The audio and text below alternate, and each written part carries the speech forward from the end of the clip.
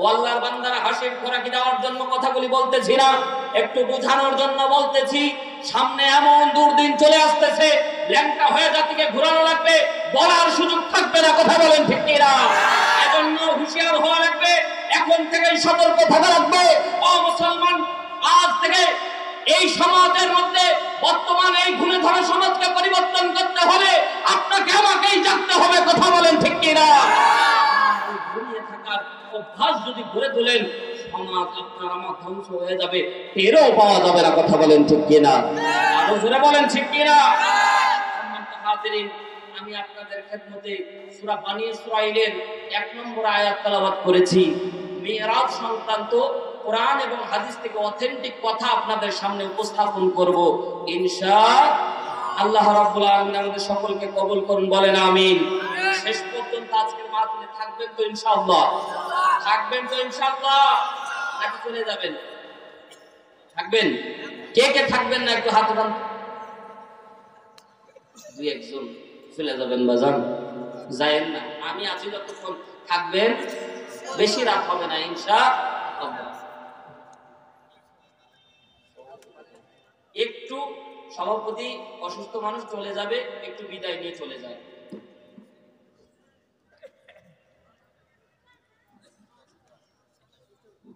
দুঃখিত, আমাদের আজকের সভাপতি সাহেব অত্যন্ত অসুস্থ মানুষ, যার জন্য উনি সংক্ষিপ্ত সময় কিছু আপনাদের সামনে কথা বলবে। একটু বিরক্ত বোধ করবেন না, ইনশাআল্লাহ মন দিয়ে শুনবেন। বিসমিল্লাহির রহমানির রহিম। আজকের এই ইফতারটা হাফিজ হেফজুল মাদ্রাসা কর্তৃক আয়োজিত তাফসীরুল কোরআনের উপস্থিত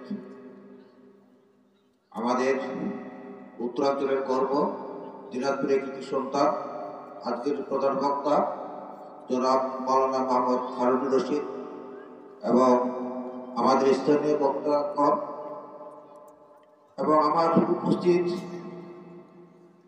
সকল মুসল্লিগণ, সবাইকে আমার সালাম।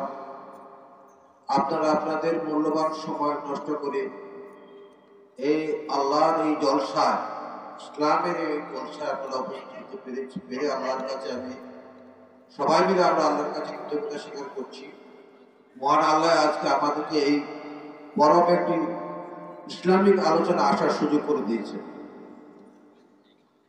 আমার বাড়ি এখানে, আমি আজকের সভাপতি হওয়ার কারণে আমি বিশেষ কাজে ঢাকায় ছিলাম। আমি ঢাকাতে সকালে নাস্তা করেছি, সকাল 11টার সময় আমি রওনা দিয়েছি, দিয়ে আপনাদের এখানে আমি এসেছি। এই জন্য আমি একটু ফিরতে হবে আমাকে, যদিও আমার বাড়ি এখানে আপনারা চেনেন, আমার একটু বাড়ি ফিরতে হবে।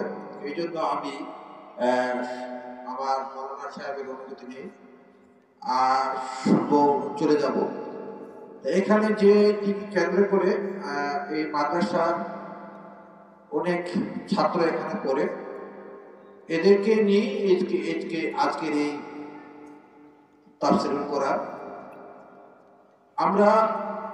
আমাদের উচিত হবে সামাজিক ঐক্য গড়ে তোলা নিজেদের মধ্যে। আমাদের ঐক্য হবে ধর্মের প্রতি আনুগত্য জ্ঞাপন করা সবার সাথে। আমাদের উচিত হবে যেমন আমাদের নামাজ, রোজা, হজ, যাকাত যেমনি ভাবে আমরা বলে থাকি, শেষের যেটা আছে এটা আমরা বাস্তবায়ন খুব কম করি। নামাজ পড়ি, নামাজে আমি 5 ওয়াক্ত নামাজ পড়ি, প্রচন্ড সম্পত্তি আমার, কিন্তু আমি পিছনে দিকে একটু লাঞ্ছনটা পালন করি না। এটা যাকাত, কারণ আল্লাহ তো যাকাতটা দিচ্ছে কিছু গরিব মানুষের জন্য। এই জন্য আমি সবাইকে উদাহরণ আহ্বান জানাবো, এই যে মাদ্রাসার যে সমস্ত সন্তানরা, আমাদের এই ছেলেমেয়েরা যারা লেখাপড়া করে, তাদের সহযোগিতা আপনারা সবাই মিলে এগিয়ে আসবেন এবং আমাদের আল্লাহর কাছে যেতে হবে। এইটুকু দোয়া আমাদের, এটুকু যেতে হবে, সবাইকে আমরা জানি কারটা কখন আসবে, কে অনেকে এখানে বড় ছিল, অনেকে চলে গেছে। এই মাঠে আমি 1969 সাল থেকে 1979 সাল পর্যন্ত লেখাপড়া শিখে আমি দেশের সর্বোচ্চ ডিগ্রি অর্জন করে কর্মজীবন প্রিন্সিপাল পর্যন্ত কর্মজীবন শেষ করেছি এই এলাকায়, এই মাঠ থেকে। এই মাঠ থেকে অনেক ডাক্তার হয়েছে, ইঞ্জিনিয়ার হয়েছে, মৌলানা হয়েছে। আগে আগে আমাদের এই এলাকায় জানাজার লোক পাওয়া যেত না। মৌলানা কোরআন খতম তারাবি পড়াবে, এই জন্য মৌলানা খুঁজে পাওয়া যাচ্ছিল না। আল্লাহ রসুল রহমতে এই সমস্ত কোরআনের যে প্রতিষ্ঠানগুলি আছে, এই প্রতিষ্ঠানগুলোর মধ্য থেকে আমাদের অনেক হাফেজ তৈরি হচ্ছে। ইসলামের আলোর দিক নির্দেশনা তৈরি করার জন্য আমরা অনেক মানুষ তৈরি হচ্ছে, যে মানুষগুলো আমাদের দিক নির্দেশনা দিচ্ছে। সেই কারণে আজকে যে এই আয়োজনটা করছি, সেই আয়োজনের মধ্যে দিয়ে আমাদেরকে এই মাদ্রাসাটার প্রতি, ব্যক্তির প্রতি না, আমি বলছি এই মাদ্রাসাটার প্রতি সবারই আমাদের সহানুভূতির সাথে এবং সহযোগিতা করে আমাদেরকে আগামী দিনের প্রজন্মকে ইসলামের দিকে ইসলামী শিক্ষা শিক্ষিত করার জন্য সবার সহযোগিতা আমি কামনা করছি। সেই সাথে আমি ধন্যবাদ জানাচ্ছি আমাদের এই এলাকায় যে নতুন এমপি হয়েছে, তিনি একটি ঘোষণা দিয়েছিলেন যে দিনে রাতে কথা কোনো তাফসীর বা কোরআন বা জলসা করার কোনো আপত্তি আমার থাকবে না। উনি বলে ওনার কথাটা রক্ষা করেছেন। আজকে সুন্দর পরিবেশে একটি জলসার আয়োজন করার জন্য প্রশাসনিকভাবে যে সহযোগিতা করেছেন, এর জন্য আমি এই ঠাকুরগাঁ ২ আসনের মাননীয় এমপি সাহেবকে আমি ধন্যবাদ জ্ঞাপন করছি এবং সেই সাথে আপনাদের সবারই সুস্থতা কামনা করছি। আপনাদের কাছে একটু দোয়া নিয়ে আমি বিদায় নেব। আমরা স্বামী স্ত্রী দুজনেই এবার হজের নিবন্ধন করেছি এবং আমরা যাতে আল্লাহর রাস্তে হজ যাপন করে আসতে পারি, এই জন্য আপনাদের কাছে দোয়া চেয়ে নিচ্ছি এবং আপনারা সবাই ভালো থাকুন। সবাইকে ধন্যবাদ। আসসালামু আলাইকুম।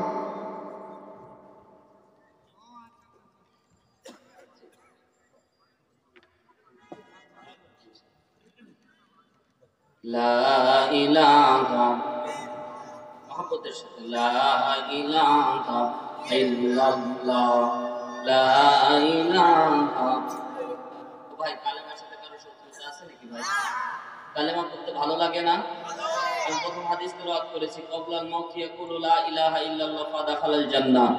যে ব্যক্তি মরার পূর্বে লা ইলাহা ইল্লাল্লাহ পাঠ করলো, সে ফাদাখালাল জান্নাহ, জান্নাতে প্রবেশ করলো। সুবহানাল্লাহ বলেন। যার সাথে মহাব্বত, সেটা এমনিতে অটোমেটিক চলে আসে। এই জন্য কালেমার সাথে মহাব্বত জুড়ে দিয়ে মহাব্বতের সাথে পড়ি লা ইলাহা, লা ইলাহা ইল্লাল্লাহ, লা ইলাহা, লা ইলাহা, লা ইলাহা। রেখো না মনেতে ভয়, বান্দা খোদার দূর হয়ে যাবে বাধা সব। তোমার আমার মালিক আছেন, আছেন আমাদের রব। বলেন তো আমাদের রব কে? রেখো না মনেতে ভয়, বান্দা খোদার দূর হয়ে যাবে বাধা সব। তোমার আমার মালিক আছেন, আছেন আমাদের রব। আবারও বলেন তো আমাদের রব কে? কোনো সন্দেহ আছে? লা শাক্কা ফি, কোনো সন্দেহ নাই। জোরে বলেন আলহামদুলিল্লাহ। সম্মানিত হাজিরিন, আমি আপনাদের খেদমতে সূরা বনী ইসরাঈলের একটি আয়াত তেলাওয়াত করেছি। কোরআন এবং হাদিস থেকেই কথা বলবো ইনশাআল্লাহ। কারো কোনো আপত্তি নাই তো ভাই? কারো জ্বলবে না তো? আমি আপনাদের খেদমতে আজকে বিশ্বনবী সাল্লাল্লাহু আলাইহি ওয়াসাল্লামের সবচেয়ে দামি একটি নেয়ামত মুজিজার কথা বলবো, যেটা হচ্ছে মিরাজ। জোরে বলেন আলহামদুলিল্লাহ। বিশ্বনবীকে আল্লাহ তাআলা যতগুলি নেয়ামত দান করেছিলেন, মিরাজ তার অন্যতম একটি মুজিজা। জোরে বলেন আলহামদুলিল্লাহ। তবে দুঃখ আর পরিতাপের বিষয় আপনাদেরকে জানানোর জন্য বলতেছি, মিরাজ সংক্রান্ত আমাদের আলেম ওলামা যেভাবে বয়ান দিয়ে থাকে, এর সাথে কোরআন এবং হাদিসের অনেক অমিল রয়েছে। আজকে অথেন্টিক কোরআন এবং হাদিস থেকে এই কথা শুনবো ইনশাআল্লাহ। ও ভাই, মিরাজ বুঝতে হলে আমার আলোচনা আপনারা ইতিপূর্বে শুনেছেন, আলোচনা ধারাবাহিকভাবেই করব ইনশাআল্লাহ। মিরাজ বুঝতে হলে 3টা জিনিস বুঝতে হবে। জোরে বলেন কয়টা? আরো জোরে। আর মেরাজ সংগঠিত হয়েছে এক মুহাম্মদুর রাসূলুল্লাহ, 2 নাম্বার সাথে নিয়ে গিয়েছিলেন জিবরাইল, 3 নাম্বার আল্লাহ রাব্বুল আলামিন বিশ্বনবীকে আমন্ত্রণ করেছিলেন। তাইলে 3 ব্যক্তির মাঝে মেরাজের ঘটনা, এর বাইরে আর কেউ আছে ভাই? মেরাজ কিন্তু গবেষণার কোনো বিষয়, কারণ আল্লাহ যদি কোনো কথা বলে সেটা কোরআনে আছে না নাই? জোরে বলেন, আল্লাহ যদি আমাদেরকে কোনো মেসেজ দেয় সেটা কোথায় থাকবে? আরো জোরে বলেন। কারো শত্রুতা আছে ভাই? বলেন কোথায় থাকবে? আর রাসূল যদি কোনো কথা বলে সেটা হচ্ছে হাদিসে থাকবে, জিবরাইল বলার কোনো অপশন। তার মানে মুসলমান ভাইরা আমার গভীর মনোযোগ দেন। মিরাজ বর্ণনা করতে হলে ক্বাল আল্লাহ, যদি আল্লাহর কথা বলি তাহলে কোরআনের রেফারেন্স দেওয়া লাগবে। 2 নম্বরে যদি আমরা হাদিসের রেফারেন্স দিতে যাই তাহলে হাদিসে নববী, যেখানে বুখারী মুসলিম সহ যত হাদিস গ্রন্থ আছে তার রেফারেন্স দেওয়া লাগবে। অন্ততপক্ষে মিরাজ নিয়ে কোনো গবেষণা ধর্মী কোনো কথা চলে না। কথা বলেন ঠিক কি না? মুসলমান গভীর মনোযোগ দেন। খুব অল্প সময় মুখতাসার কিছু বয়ান হবে। ও আল্লাহর বান্দারা, দুনিয়ার মধ্যে আল্লাহ রাব্বুল আলামিন যতগুলি নিয়ামত উম্মতে মুহাম্মদীকে দান করেছিলেন তার মাঝে সবচেয়ে দামি নিয়ামত হচ্ছে মিরাজ। আর এই মিরাজের রজনীতে আল্লাহ রাব্বুল আলামিন 5 ওয়াক্ত নামাজ আপনাকে আমাকে দান করেছে। কথা বলেন ঠিক কি না? মুসলমান গভীর মনোযোগ দেন। আমরা কয় ওয়াক্ত নামাজ পড়ি? আরো জোরে আঙ্গুল তুলেন। কয় ওয়াক্ত? কিন্তু মুসলমান মজার ব্যাপার হলো আমরা করি 5 ওয়াক্ত, আল্লাহ রাব্বুল আলামিন সওয়াব দেয় 50 ওয়াক্তে। জোরে বলেন আল্লাহু আকবার। আরো জোরে বলেন আল্লাহু আকবার। করি জোরে বলেন। 5 ওয়াক্ত নামাজ, ফজরের 2 রাকাত, যোহরের 4 রাকাত, আসরের 4 রাকাত, মাগরিবের 3 রাকাত, এশারের কয় রাকাত? জোরে বলেন। আরো জোরে। 4 রাকাত। ও মুসলমান, আজকে আপনাদেরকে একটা মজার তথ্য দেব। ফজরের 2 রাকাত, যোহরের 4 রাকাত, আসরের 4 রাকাত, মাগরিবের 3 রাকাত, এশারের 4 রাকাত। কেন? ফজর তো 4 রাকাত হইতে পারত, ঠিক না? যোহর 2 রাকাত হইতে পারত, আসর 2 রাকাত হতে পারত, মাগরিব 3 রাকাত। কেন? মাগরিব তো 5 রাকাত হতে পারত। পারত কিনা? এর ইতিহাস কোথা থেকে এসেছে? কোথা থেকে 2 রাকাত ফজরের 2 রাকাত নামাজ কোথা থেকে এসেছে? যোহরের 4 রাকাত নামাজ কোথা থেকে এসেছে? আসরের 4 রাকাত নামাজ কোথা থেকে এসেছে? মাগরিবের 3 রাকাত নামাজ কোথা থেকে এসেছে? এশারের 4 রাকাত নামাজ কোথা থেকে এসেছে? ইতিহাস জানার দরকার আছে না নাই? মুসলমান, আমরা ইতিহাস না জানার কারণে আজকে আমরা নামাজের প্রতি আগ্রহ নাই। ও মুসলমান, পর্দানি সীমা এবং মনে রাখ, গভীর মনোযোগ দেন। আজকে মেরাজের রজনীতে আপনাদেরকে আধ্যাত্মিক কিছু কথা আপনাদেরকে বলবো, তবে কথার ভিতরে অথেন্টিক কোরআন এবং হাদিস। এর বাইরে গাঁজাখুরি গল্প বলার জন্য শুধু দিনাজপুর থেকে আসেনি। জোরে বলেন আল্লাহু আকবার। সম্মানিত ভাইরা আমার, আল্লাহ তাআলা হাবিবকে মেরাজে যখন ডাক দেন, মেরাজের ইতিহাস বোঝানো লাগবে। কেন আল্লাহ রাব্বুল আলামিন তার হাবিবকে আসমান জমিন সহ 7 জমিন সবকিছু আল্লাহ দেখালেন, জান্নাত জাহান্নাম দেখালেন, আরশ কুরসি লৌহ কলম পৃথিবীর যা কিছু সৃষ্টি সবকিছু আমার আল্লাহ তার হাবিবকে নিজ চোখে নিদর্শন দেখিয়েছেন। জোরে বলেন সুবহানাল্লাহ। সম্মানিত ভাইরা আমার, একটু গভীর মনোযোগ দেন। বিশ্বনবী সাল্লাল্লাহু আলাইহি ওয়াসাল্লাম যখন মক্কার মধ্যে দাওয়াতি কাজ করতেছিলেন, ও মুসলমান জিজ্ঞাসা করি, আল্লাহর নবী সাল্লাল্লাহু আলাইহি সাল্লাম যখন দ্বীনের দাওয়াতি কাজ করতেছিলেন, বলেন তো আল্লাহর নবী সাল্লাল্লাহু আলাইহি সাল্লাম যখন দাওয়াত দিচ্ছিলেন খুব আরামে দিন? কথা বলেন, কথা বুঝে থাকলে জবাব দেন। আল্লাহর নবী যখন দ্বীনের দাওয়াত দিচ্ছিলেন কষ্ট কম ছিল না বেশি? কোন রকম দ্বীনের দাওয়াত কাউকে দেওয়া যায় না, কোন রকম কারো সামনে বলা যায় না। যার সামনে বলা যায়, মক্কার কাফেরেরা এমন ভাবে বিশ্বনবীকে কষ্ট দিত। 3.5 বছর পর্যন্ত শুধু গোপনে দাওয়াতি কাজ চলেছে। গোপনে গোপনে কোন রকম প্রকাশ্যে কথা বলা যায় না। কথা বললেই বিপদ আছে না নাই? বর্তমান আমাদের সময়ও খেয়াল করে দেখবেন মুসলমান, যারা হকের কথা বলে আজকে তারা জেলখানায়। কথা বলেন ঠিক কিনা? আমাদের কোরআনের পাখি হকের পক্ষে থাকার কারণে জেলখানার মধ্যেই তার মৃত্যু হয়ে গেল। আশা করেছিলাম একই ময়দানে কথা বলবো, কত আশা ছিল ময়দানের মধ্যে শুনবো। আজকে মুফতি আমির হামজা যেমন কোরআনের ময়দানে ফিরে এসেছে, কোরআনের কথাগুলি বলতেছে, ভালো লাগতেছে না? মুসলমান কথা বলেন না কেন? মনের মধ্যে আশা ছিল কোরআনের পাখি আল্লামা সাইদি এই বাংলার জমিনের মধ্যে আসবে, মঞ্চে উঠে কোরআন থেকে কথা বলবে, হাজারো কোরআন প্রেমিকেরা কথা শুনে ঈমান বাড়বে। কথা বলেন ঠিক কিনা? বলতে চাই একদিন শুধু না, আল্লাহ আমাকে যেভাবে মেরেছো সময়ের ব্যবধানে তোমাদেরকেও মারবো, সুযোগ সুবিধা মতো মারবো, পালানোর রাস্তা পাবো না, পাবো না, পাবো না। কথা বলেন ঠিক কিনা? মুসলমান, আমাদের কোরআনের পাখিকে সুন্দর করে সুকৌশলে মারা হয়েছে, ওইদিকে আমি যাব না, শুধু বলতেছি হকের কথা বললেও আজকেও ভাগ পাওয়া যায় না। কথা বলেন ঠিক কিনা? হকের কথা বলার কারণে আলেম ওলামা আজকে জেলখানায়। আসতে বলেন, আসতে বলেন ঠিক কিনা? হকের কথা বলার কারণে আজকে জেলখানায়। বিশ্বনবী মজার ব্যাপার দেখেন, সুন্দর করে বোঝার চেষ্টা করেন কথাগুলি। শুধুমাত্র ওয়াজ শোনা এবং চলে যাওয়ার মাধ্যমে শেষ করলে চলবে না, সমাজ পরিবর্তন করা লাগবে। মুসলমান, বিশ্বনবী যখন দ্বীনের দাওয়াত দিচ্ছিল, কোন রকমের বিশ্বনবী দ্বীনের হকের কথাগুলি উচ্চ স্বরে বলতে পারে না। এমন তো অবস্থায় ইন্ডিপেন্ডেন্ট টাইমে একজন মাথার ছায়া রূপে কাজ করত, নাম তার আবু তালেব। জোরে বলেন কি নাম? কথা ওয়াজ মুখস্থ করা লাগবে, নাম কি বলেন? আবু তালেব নবীর কি হয়? আপন চাচা। সুবহানাল্লাহ বলেন। বিশ্ব নবীকে এত পরিমাণে আদর করত আবু তালেব, এত মহব্বত করত, কলিজা দিয়ে এত আদর করত।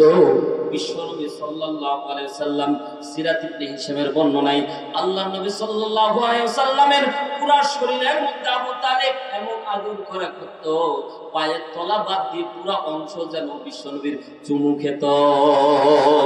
আল্লাহর নবীকে এত ভালোবাসতো।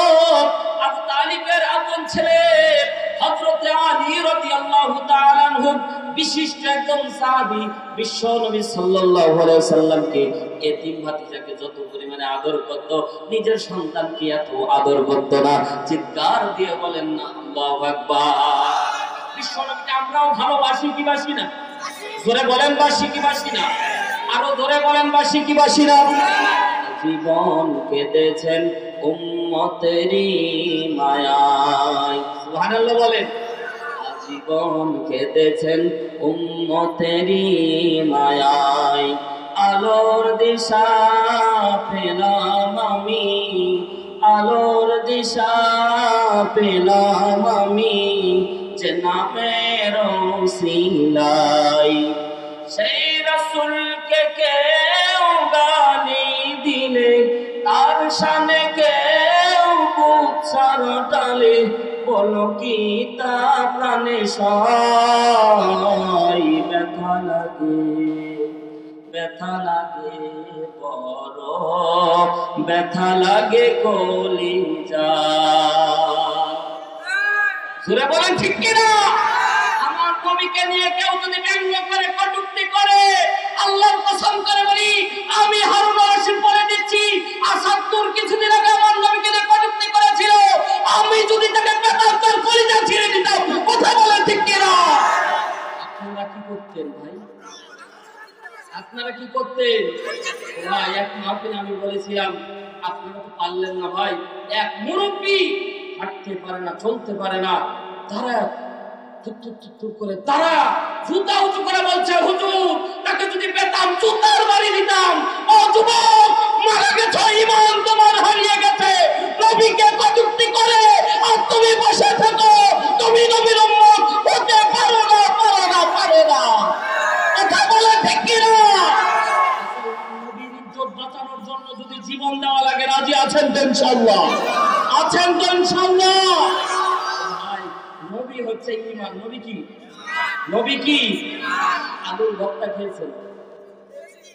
এক আলুর ভর্তা বানাতে কয়েক পদ লাগে, ঠিক না? এক আলুর ভর্তা বানাতে লবণের দরকার আছে না? পেঁয়াজের দরকার, লবণের দরকার, মরিচের দরকার, তেলের দরকার, আরো যদি স্বাদ বাড়াতে চান ধনিয়া পাতা কত কি দেওয়া লাগে, কথা কোন ঠিক কিনা? তাহলে এক আলুর ভর্তা বানাতে যদি সব দেন, যদি আপনি লবণ না দেন কেমন লাগবে ভাই? একজন করছে যে মাটি খাচ্ছে, এরকম মনে হবে না? ও ভাই, আল্লাহর নবী এরকম ঈমানি হালতে থাকবেন, তো নবীর ভালোবাসা যদি ঈমানে না থাকে, লা ইউমিনু আহাদুকুম হাত্তা কুনা আহাব্বা ইলাইহি মিন ওয়ালিদিহি ওয়া ওয়ালাদিহি ওয়ান নাসি আজমাইন। আল্লাহর নবী বলেন, আমার ভালোবাসা যদি অন্তরের মাঝে বিন্দু পরিমাণে কম থাকে, তুমি ঈমান হারা, ঈমান নাই, ঈমান নাই, ঈমান নাই। আমার নবীকে নিয়ে কটূক্তি করা হবে, ব্যঙ্গ ছাপানো হবে, আমার নবীকে গালি দেওয়া হবে, আর আমরা আঙ্গুল চুষবো, বসে থাকবো, হতে পারে না। এজন্য বলতে চাই, যদি সামনে কোনো ডাক আসে আমার নবীকে নিয়ে ব্যঙ্গকারীর বিরুদ্ধে, কে কে রাজি আছে দুই হাত তুলে আল্লাহকে দেখা।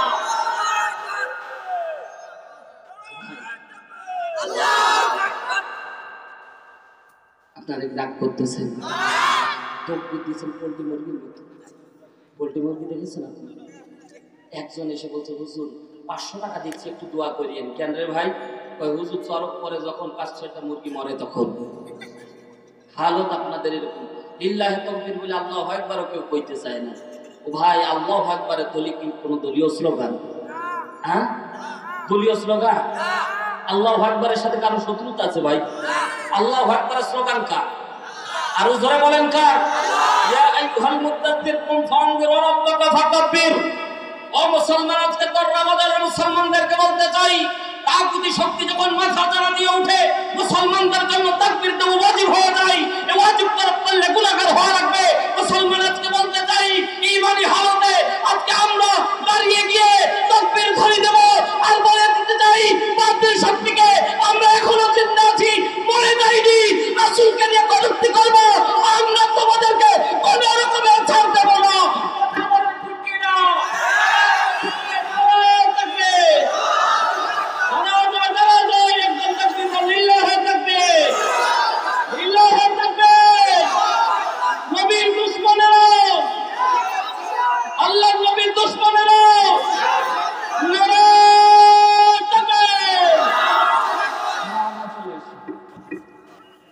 চলে আসি, উঠে দাঁড়াইছি যখন। সম্মানিত ভাইয়ের আমার করতেছেন ভাই। ও ভাই, আমি আগাইতে বুঝি চলে যাইতেছে বলিনি ভাই।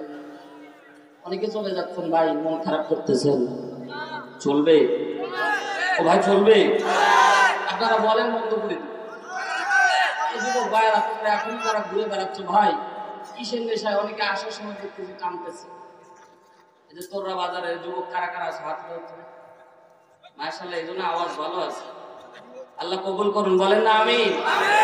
ভাই, একটা কথা আমি প্রায় বলে থাকি, আল্লাহ তাআলা এত খাবার দিল, কিন্তু সিগারেটের মাঝে যে আল্লাহ কি দিল আল্লাহই ভালো জানে। সিগারেটের মধ্যে দেখবেন এক কাপ চা আরেকজনকে দিলে কি বলে? আইঠো খাওয়া, ঠিক না? একটা ভালো বিরিয়ানি যদি একজন আরেকজনকে দেয়, বলে আইঠো খাবো না। একটা সিগারেট একজন টানতেছে, 3জন তাকায় থাকে, একটা টান দিবে। কথা ধরে বলেন, তাকায় থাকে, কি এর রাখুন আর কি এর দম আর কি এর বলিয়া টানতেছে, ও তাকা আছে। কেন ভাই তাকা আছে? শেষ কাম তো দিবা, ঠিক না? যুবকেরা কথা বলো, ঠিক না? নেশা ছাড়ার দরকার আছে না নাই? নেশার মধ্যে কোনো বরকত নাই, কথা বল, ঠিক কিনা? এখন আমরা নেশার নৌকায় পাংখা লাগাবো না, আমরা পাংখা লাগাবো কোরআনের নৌকায়, কথা বল, ঠিক কিনা? আমার তসবিহ কোরআন চক্ষু দুইটা লাল, মুয়াজ্জিনের আযান শুনে হয় আমার সকাল, ঠিক কি না? নামাজ পড়বেন না? আমার তসবিহ কোরআন চক্ষু দুইটা লাল, মুয়াজ্জিনের আযান শুনে হয় আমার সকাল। মসজিদটাই আমার ফেরেশতা ভরা পবিত্র স্থান, আমাদের সাথে হয় না ইয়ারি, হয় না অভিমান। আজ আবেগ দিয়া তাহাজ্জুদের নামাজে দাঁড়াইছি, পাগল হইয়া খোদার প্রেমে পারি জমাইছি। আজ আবেগ দিয়া তাহাজ্জুদের নামাজে দাঁড়াইছি, পাগল হইয়া খোদার প্রেমে পারি জমাইছি। জোরে বলেন, ঠিক কি না? নেশা কইরা দেখছি কোনো মজা নাই, তোমার নেশার মাঝে প্রভুর শান্তি খুঁজা পাই। চাই না আমি দালান কোঠা, চাই না বাড়ি ঘর, তোমার কাছে হই না আমি, হই না যেন পর। আজ আবেগ দিয়া তাহাজ্জুদের নামাজে দাঁড়াইছি, পাগল হইয়া খোদার প্রেমে পারি জমাইছি। আজ আবেগ দিয়া তাহাজ্জুদের নামাজে দাঁড়াইছি, পাগল হইয়া খোদার প্রেমে পারি জমাইছি। নবীর সুন্নাত আমার অন্তরায়, নবীর সুন্নাত এখন আমায় দিনের পথ দেখায়। 5 ওয়াক্ত নামাজদারি করা মনের দরজায়, কেউ শোনে না বেনামাজির বুক ফাটা চিৎকার। জোরে বলেন ঠিক কিনা? আজ আবেগ দিয়া তাহাজ্জুদের নামাজে দাঁড়াইছি, পাগল হইয়া খোদার প্রেমে পারি জমাইছি। আজ আবেগ দিয়া তাহাজ্জুদের নামাজে দাঁড়াইছি, পাগল হইয়া খোদার প্রেমে পারি জমাইছি। জোরে বলেন না আমি? সম্মানিত ভাইরা আমার, গভীর মনোযোগ দেন, কোন দিকে নজর দিবেন না, একটু মনোযোগ দেন। ঈমান বাড়ানোর জন্য বলতেছি মুসলমান। বিশ্বনবী সাল্লাল্লাহু আলাইহি সাল্লাম দাওয়াতি কাজ করতেছেন। আবু তালিব চাচা তাকে ডাইরেক্টলি প্রোটেকশন দিচ্ছে, সুবহানাল্লাহ বলেন। কাফেররা এসে বলছে, আবু তালিব তোমার ভাতিজা নতুন দিন গ্রহণ করেছে, দ্বীনের পথে আমাদের ছেলেদেরকে বিভ্রান্ত করে দিচ্ছে। ও আবু তালিব, তোমাকে আমরা আলটিমেটাম দিয়ে গেলাম, ভাতিজাকে তুমি সামলাও। সন্ধ্যাবেলায় ভাতিজা ঘরে ফিরতেছে, ডাক দিচ্ছে, এ ভাতিজা, কলিজার টুকরা মুহাম্মদুর রাসূলুল্লাহ। মহব্বতের সাথে বলেন না সাল্লাল্লাহু। ভাতিজা এদিকে আসো। ভাতিজা আসলো, বলল, ভাতিজা তোমার জন্য কাফেররা আমাকে এসে আলটিমেটাম দিয়ে গেল। বলে, কি আলটিমেটাম? ও ভাতিজা, তুমি যদি দিন প্রচারে ভাবে চালাও, তারা তোমাকে মারার ষড়যন্ত্র করেছে। বিশ্ব নবী সাল্লাল্লাহু আলাইহি সাল্লাম চাচার দিকে তাকিয়ে রইলেন। চাচা ডাক দিয়ে বলছে, ভাতিজা তুমি কি মনে করেছো আমি তোমাকে বাধা দেব? না ভাতিজা না, আমি তোমাকে সুপ্রিটি পাওয়ার দান করে দিলাম। ইমানি হালত আল্লাহু আকবার বলবেন। একজন এখনো মুসলমান হয়নি আবু তালেব ডাকতে বলছে, ভাতিজা তোমারে আমি বলবো না ইসলাম ধর্ম তুমি প্রচার করো, বরঞ্চ আমি তোমাকে বলবো তুমি প্রচার করতে আমি বাধা দিব না।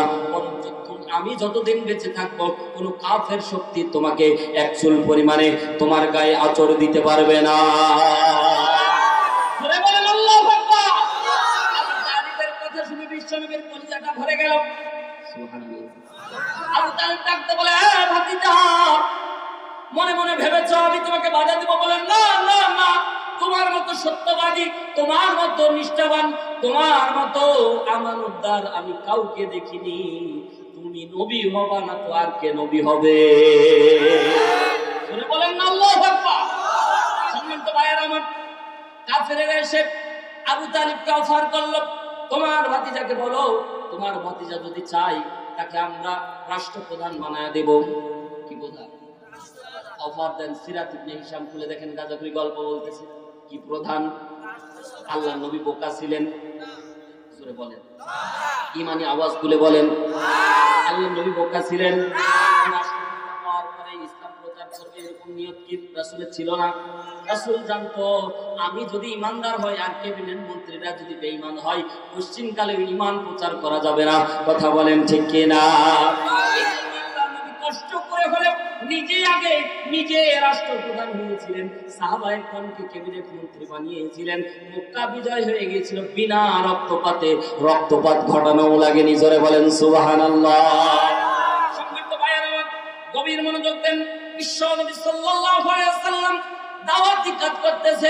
কাফেররা আবু তালিবকে বলতেছে, আমি মেরাজের প্রেক্ষাপট বলতেছি, কি কারণে আল্লাহ রাব্বুল আলামিন মেরাজ দান করলেন।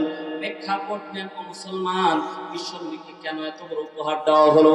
আল্লাহর নবীর চোখের সামনে আপন চাচা আবু তালিব বিশ্বনবীর কাছে এসে বললেন, ভাতিজা কাফেররা অফার করলো তোমাকে রাষ্ট্রপ্রধান বানায় দেবে, যদি চাও সুন্দরী নারী দ্বারা বিবাহ দেওয়া হবে, যদি অর্থ সম্পদ চাও তাহলে তাও তোমাকে দান করা হবে। আবু তালেব মনে মনে চাচ্ছিল যে ইগনোর করে দিক, এগুলো না করে দিক। আল্লাহর নবী বললেন, চাচা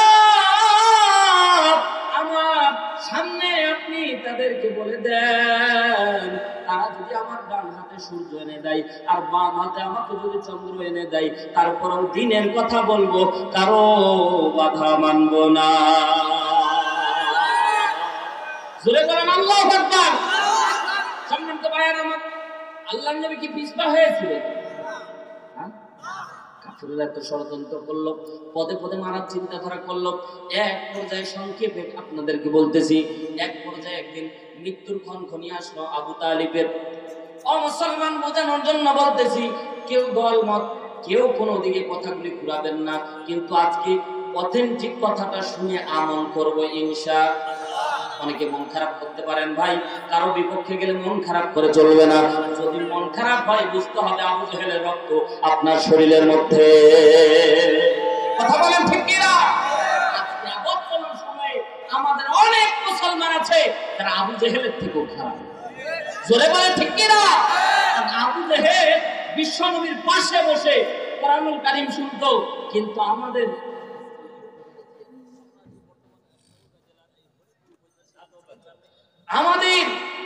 অনেক মুসলমান আছে বিশ্বনবী যখন তেলাওয়াত করত সারা রাত আবু জেহেল শীতের দিন ঠান্ডার দিন দাঁড়িয়ে দাঁড়িয়ে কোরআন শুনত। আমাদের দেশের কিছু মুসলমান আছে এরা কোরআনের বিপক্ষে অবস্থান নেয়। জোরে বলেন ঠিক কি না? তাহলে চিন্তা করেন, আবু জেহেল কোরআন পছন্দ করত, কিন্তু আবু জেহেল কোরআনের আইন পছন্দ।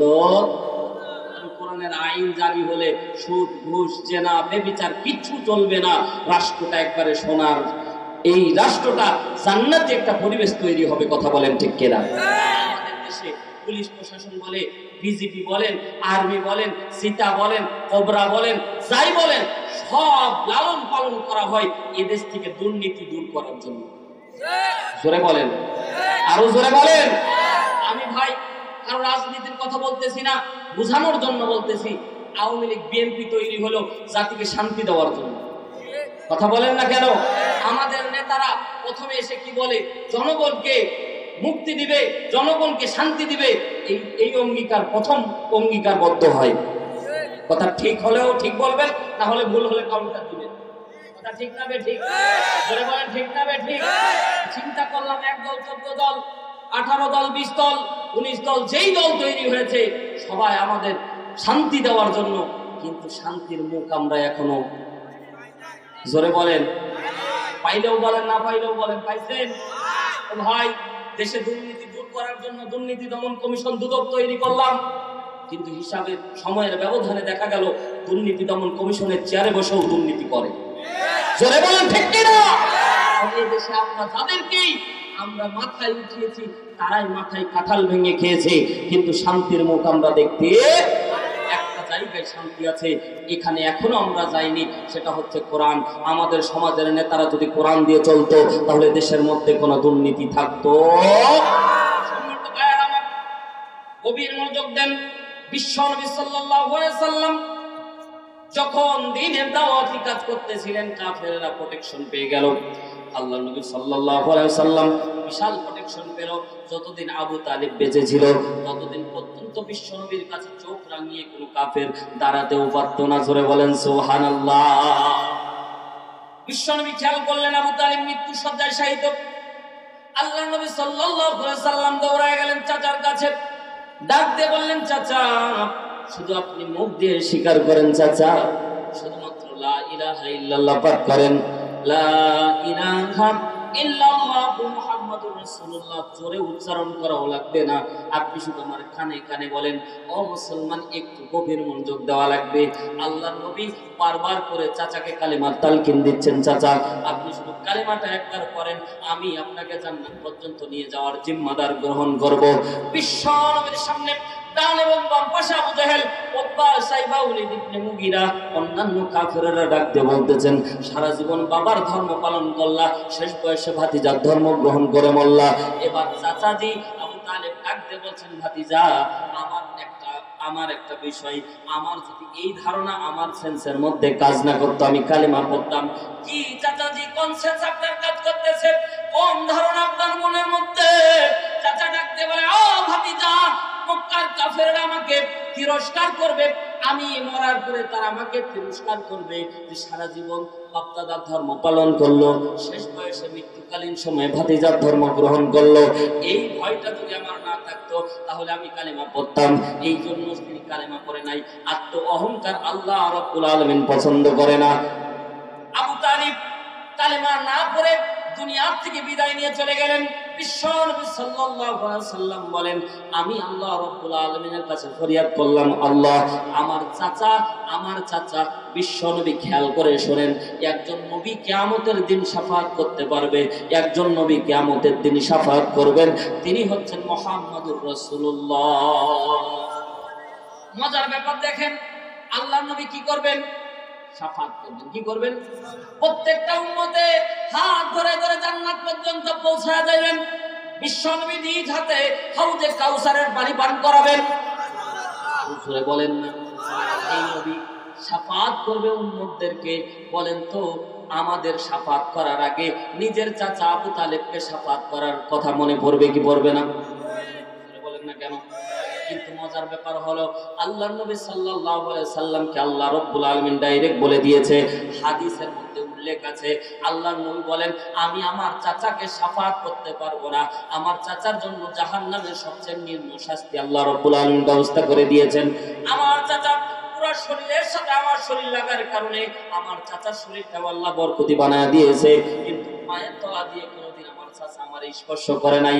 এজন্য জাহান্নামের মধ্যে দুইটা জুতা আমার চাচার জন্য, এটা হচ্ছে সবচেয়ে নিম্ন শাস্তি। ও আল্লাহর বান্দা এবং বান্দীরা, গভীর মনোযোগ দেন। আল্লাহ তার হাবিবকে বলতেছেন, হাবিব, জাহান্নামের ভিতরে সবচেয়ে নিচু, সবচেয়ে নিম্ন যে শাস্তি, এই শাস্তিটা হচ্ছে জুতা পরিধান করা, যা অন্য কারোর জন্য আল্লাহ রাব্বুল আলামিন বরাদ্দ রাখেনি। এটা শুধুমাত্র আবু তালিবের জন্য। পিছনে আলেম ওলামা আছে। ও আল্লাহর বান্দারা, একটু গভীর মনোযোগ দেন। আবু তালেবকে বিশ্বনবী বলেন, আবু তালেব আমার চাচাকে দুইটা আগুনের জুতা পরিধান করে দেওয়া হয়েছে। আগুনের উত্তাপ এত বেশি, আমি খেয়াল করে দেখলাম আমার চাচার মাথার মগজগুলি টকবক টকবক করে ফুটতেছে। ও আল্লাহর বান্দারা, কেমনে জাহান্নামের মধ্যে থাকবেন?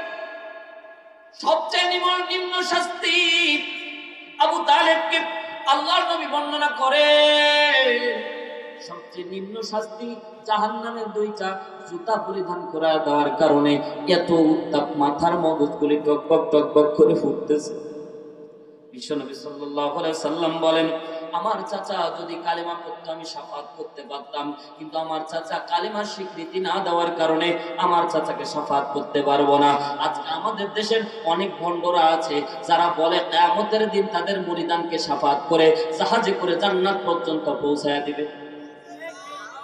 বলেন ঠিক না বেঠিক? বলে কি বলে না? আল্লাহর নবী যেখানে শাফাআত করার অধিকারী রাখে না, সেখানে পীর মুকিরেরা কেমনে জাহাজ নিয়ে উঠে আর কেমনে জান্নাত পর্যন্ত পৌঁছায় দেয়, এগুলো ভণ্ডামি ছাড়া আর কিছু হতে পারে না। কথা বলেন ঠিক কি না? নামে মাজার করে দেখায় যারা খাজার শান, দিনে করে ভণ্ডামি আর রাত্রে মারে কাঁচাই টান। জোরে বলেন, জোরে বলেন। খাজার নামে মাজার করে দেখায় যারা খাজার শান, দিনে করে ভণ্ডামি আর রাত্রে মারে কাঁচাই টান। ইল বাবা, ও ভাই, এই দেশটার মধ্যে বর্তমান সময়ে আমাদের বাংলাদেশের মধ্যে যত পীর কোনো দেশে নাই ভাই। জোরে বলেন। আপনার রাজশাহী যখন যাবেন দেখবেন যে বিড়াল দহ রহমতুল্লাহ, কুত্তা শাহ রহমতুল্লাহ, মানে একটা কুত্তা মারা গেছে সেখানেও কবর হয়ে কুত্তা শাহ রহমতুল্লাহ। এক আল্লাহর বান্দা যাচ্ছিল খিচুড়ি খাবে, খিচুড়ি খাইতে গেলে চাইলের সাথে ডাইলের দরকার আছে না ভাই? আছে না? তো রাত্রিবেলা হোসট খ্যাপ করে গেছে, চাইল আর ডাইল যদি একসাথে পরে মিক্স হবে কি হবে না? কোন রকমের উঠাইতে পারলো না।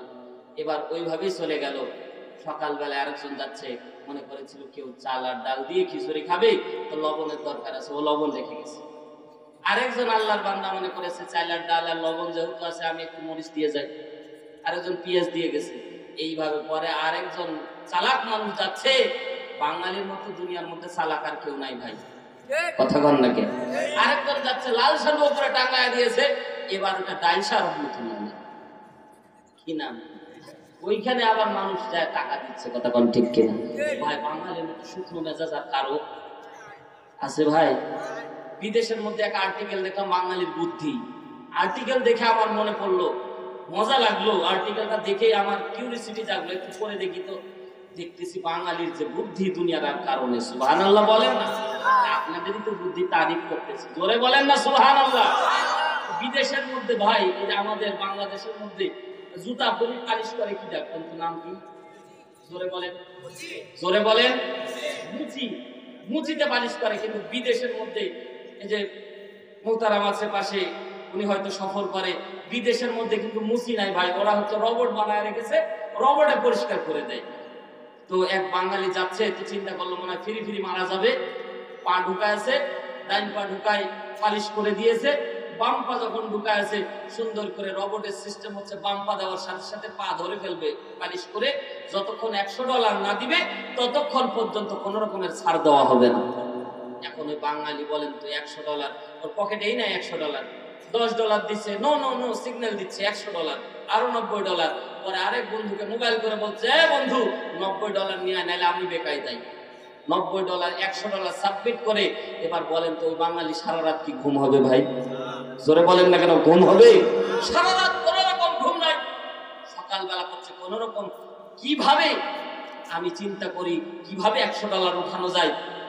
পরের দিন যাই, প্রত্যেক দিন জুতা পরিষ্কার করাই, এক রোবটের কাছে প্রথম পা ঢুকায় দেয়, পরিষ্কার করে দেয়, দ্বিতীয় পা আর কোন রকম ঢুকায় না, সামনে আরেকটা রোবট আছে আরেক পা দেয়। প্রত্যেক দিন এইভাবে যখন যাওয়ার সময় প্রত্যেক দিন যাই, এরকম করে মারে। রোবটের মালিক দেখতেছে কিন্তু 100 জুতা পরিষ্কার হলো কিন্তু বলার নাই। পরে সিসিটিভি ক্যামেরা চেক করে দেখে বাঙালি প্রত্যেক দিন আলো, প্রত্যেক দিন জুতা পরিষ্কার করতেছে, কোনো ডলার দেয় না। এই শুকনো বুদ্ধির মানুষ আপনারা, আল্লাহু আকবার বলেন। সম্মানিত ভাইয়েরা আমার, গভীর মনোযোগ দেন। বিশ্ব নবী বলতেছেন, আমি আমার চাচাকে শাফাত করতে পারবো না, আর আমার দেশের অনেক পীরেরা বলে তারা তাদের মুরিদদেরকে শাফাত করে জান্নাতে নিয়ে যাবে, নাউজুবিল্লাহ। আল্লাহর নবী সাল্লাল্লাহু আলাইহি সাল্লাম মেরাজের রজনীতে খেয়াল করে দেখলেন, ইব্রাহিম আলাইহিস সালাতু ওয়াস সালাম, যাকে জাতির পিতা বলা হয়, আল্লাহ রাব্বুল আলামিন সরাসরি যাকে জাতির পিতা আমাদেরকে বানিয়েছেন, আমাদের জাতির পিতার নাম কি? জোরে বলেন না কেন? ইব্রাহিম আলাইহিস সালাতু ওয়াস সালাম নিজ পিতা আজর, যার নাম তারেক, যার নাম এসেছে ইতিহাসের কিতাবে, যার নাম এসেছে আজর। এই আজর জাহান্নামের আগুনের মধ্যে পুড়ে। জাতির পিতা ইব্রাহিম আলাইহিস সালাতু ওয়াস সালাম একজন জলিল কদর পয়গম্বর, তিনি তার বাবাকে শাফাত করার অধিকারী রাখে না, আর আমার দেশের পতাকার কোন পীর আমাদের শাফাত করবে? আর ওইদিকে পীরের মুরিদ হয়ে আমরাও মুসের মধ্যে তাও দিছি, তখন না কেন? ও মুসলমান, কবির মনোযোগ দেন। বিশ্ব নবীর কলিজার টুকরা চাচা আবু তালিব মৃত্যুবরণ করলেন। বলেন তো আল্লাহর নবী সাল্লাল্লাহু আলাইহি সাল্লামের মাথা থেকে একটা ছায়া চলে গেল। আল্লাহর নবীকে কলিজা দিয়ে ভালোবাসতো আম্মা জান খাদিজাতুল কুবরা রাদিয়াল্লাহু তাআলা আনহা। ইতিহাসের কিতাবের মধ্যে এসেছে, সিরাত ইবনে হিশামের বর্ণনা, আবু তালিব মরার 2 থেকে 3 মাসের ভিতরে আম্মা জান খাদিজা মৃত্যুবরণ করেন। ও আল্লাহর বান্দারা, পর্দানিশী যারা মা বোন আছি, মা একটু গভীর মনোযোগ দেন। মা বিশ্বনবী আম্মা জান খাদিজা এত পরিমাণে ভালোবাসতো, এত পরিমাণে ভালোবাসতো, দুনিয়ার ইতিহাসে বিরল এক ভালোবাসার নাম আম্মা জান খাদিজার ভালোবাসা। জোরে বলেন সুবহানাল্লাহ। সম্মানিত ভাইরা আমার, গভীর মনোযোগ দেন। পর্দানিশী মা বোনেরা, তারা স্বামীর খেদমত করতে চান না, তারা স্বামীকে ভালোবাসতে চান না। অপর্দানিশী মা বোনেরা একটু গভীর মনোযোগ দেন। আম্মা জান খাদিজাতুল কুবরা সাধারণ কোন নামের নাম না। আম্মা জান খাদিজাতুল কুবরা মক্কার ভিতরে তদানীন্তন সময়ের ভিতরে আম্মা জান খাদিজা টপ 10 জন ধনীর ভিতরে 3 নাম্বার খাদিজার নামটা ছিল। চিৎকার দিয়ে বলেন না আল্লাহু আকবার। কত পরিমাণ সম্পদ থাকলে একটা মানুষের নাম 3 নম্বরে থাকে? ও আল্লাহর বান্দারা, ইতিহাস প্রমাণ করে আম্মা জান খাদিজার কোন বহর যদি ইয়ামেনের দিকে সফর করত, ইয়ামেনে যদি প্রথম উট থাকতো, দ্বিতীয় মদিনার মধ্যে থাকতো। চিৎকার দিয়ে বলেন না আল্লাহু আকবার। এত পরিমাণে সম্পদ আর কারো ছিল না যত সম্পদ ছিল আম্মা জান খাদিজাতুল কুবরার। এত সম্পদ থাকার পরে মরার সময় আম্মা জান খাদিজাতুল কুবরা রাদিয়াল্লাহু তাআলা আনহার কাপড়ের কাপড় কেনার মতো টাকা ছিল না। তার মানে পুরো সম্পদ যেন ইসলামের জন্য বিলীন করে দিয়েছিল। জোরে বলেন সুবহানাল্লাহ। তার সম্পদ ইসলামের জন্য বিলীন করে দিয়েছিলেন। আল্লাহর নবী সাল্লাল্লাহু আলাইহি সাল্লাম হিরা পর্বতের মধ্যে বসে থাকতেন, আল্লাহ রাব্বুল আলামিন কোরআন নাযিল করেন। এই সময় আল্লাহর নবী হিরা পর্বতের মধ্যে থাকতেন। আম্মা জান খাদিজাতুল কুবরা রাদিয়াল্লাহু তাআলা আনহা দুই বেলা বিশ্বনবীর জন্য খানা নিয়ে যেতেন। জোরে বলেন না সুবহানাল্লাহ। আজকে আমরা যারা কৃষক আছি, কোন রকমের ময়নার মাকে যদি বলি, ময়নার মা আমার জন্য মাঠের মধ্যে খাবার নিয়ে আসবা, বলেন তো ময়নার মা খুশি না বেজার?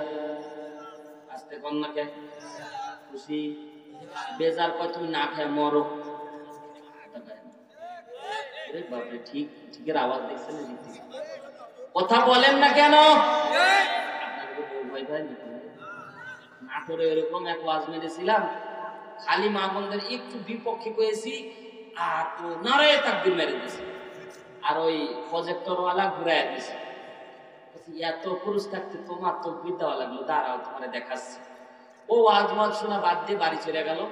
যাওয়ার পরে সিটকানি লাগাই দিয়ে থাকলো। সকাল পর্যন্ত এই বেচারি আর ঘরে ঢুকতে পারেনি।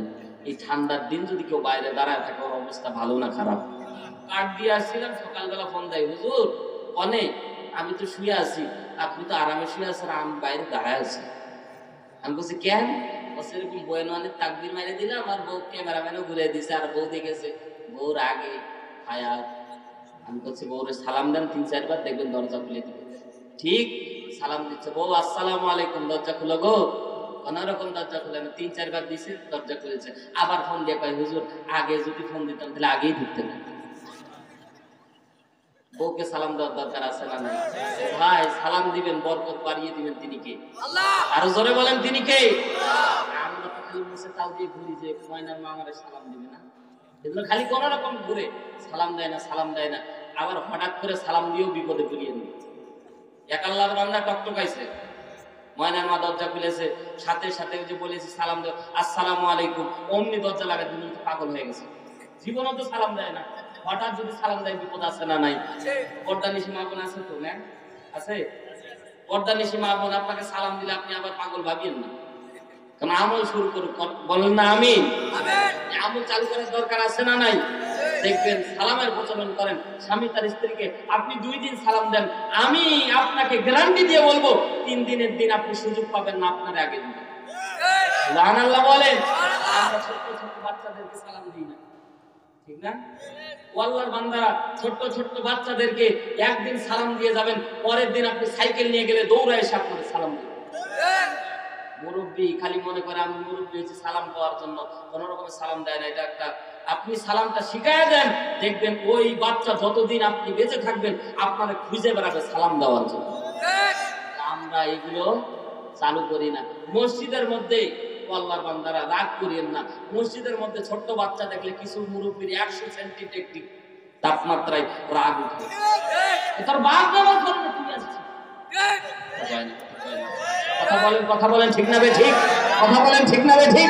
তোর বাপ নিয়ে পড়ে না, তুই এসেছিস। আচ্ছা, ছোট্ট কোমলমতি শিশুকে যদি এত বড় ধমক দেওয়া হয়, ওই পরের দিন জীবনে মসজিদে আসবে ভাই?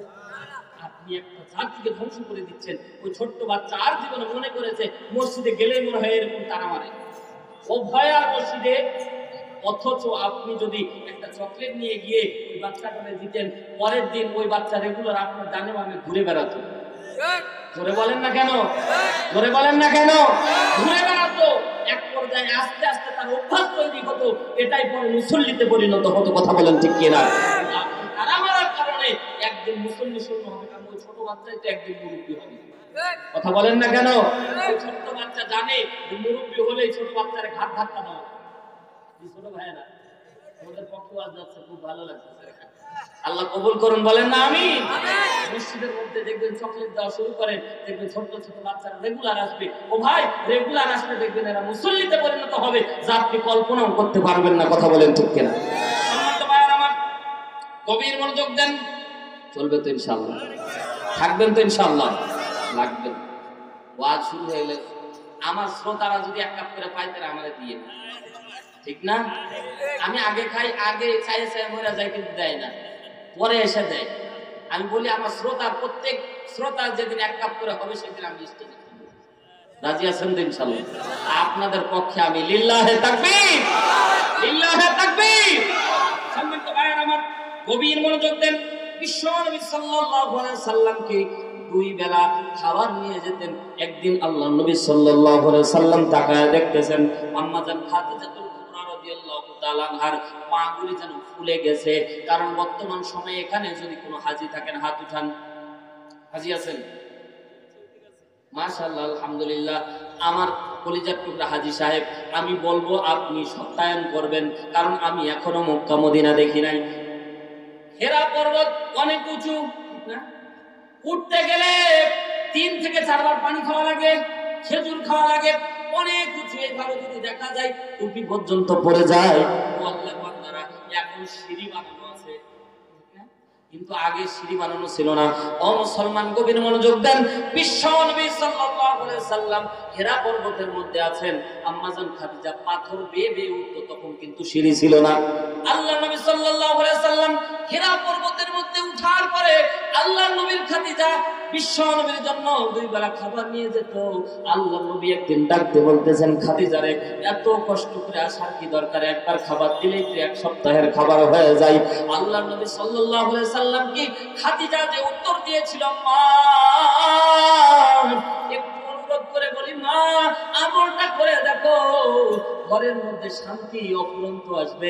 বর্তমান সময়ে ঘরের মধ্যে শান্তি কথা বলেন আছে ভাই? কোন রকমের শান্তি নাই। শান্তির মা গেল কোথায়? কোন রকমের শান্তি পাওয়া যায় না। কথা বলেন ঠিক কিনা? নবীর সুন্নাত উঠে গেছে, এই জন্য তো শান্তি আর নাই। পর্দানিশী মা বোনেরা একটু গভীর মনোযোগ দেন। মা আল্লাহর নবী ডাকতে বললেন, খাদিজা তুমি যেভাবে কষ্ট করে উঠে আসো, ও খাদিজা তোমার পাগুলি ফুলে গেছে। আম্মা জান খাদিজা ডাকতে বললেন, ও নবী, আমার প্রাণপ্রিয় স্বামী, আপনি না খাওয়া পর্যন্ত আমি খাদিজার গলায় করে খাবার নামে না। লিল্লাহি তাকবীর। ও মা, খাবারের সময় আগে স্বামীকে খাওয়ান, দেখবেন বরকত বেড়ে যাবে। যদি 2-1 দিন দেখে ময়নার মা রাত 10টা পর্যন্ত শুয়ে আছে, ডাকতে বললো, ময়নার মা তুমি কি এখনো খাও নাই? বলেন, না না না, তুমি না খাওয়া পর্যন্ত আমি খাবো না। বলেন তো এই স্বামী কি কোনোদিন স্ত্রীর গায়ে হাত তুলতে পারে? বলেন না কেন? কোন রকমের তুলতে পারে। কিন্তু আমাদের স্ত্রীরা আগেই বিন্দাস খাওয়া খেয়ে ঘুমায়া পড়ে, রাত্রি 8টা-9টার দিকে গেলে এর আর খুঁজে পাওয়া যায়। আরো জোরে বলেন না কেন? ডাকতে ডাকতে মরে যায়।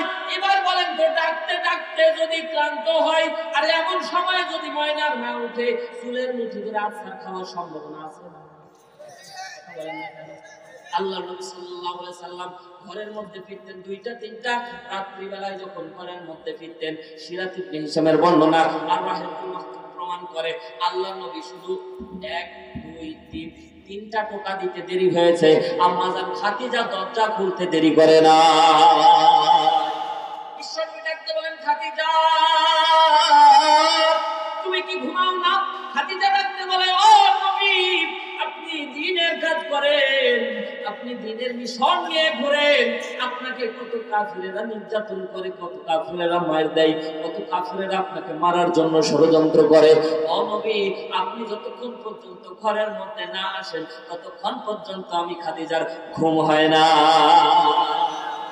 বলেন না আল্লাহু আকবার।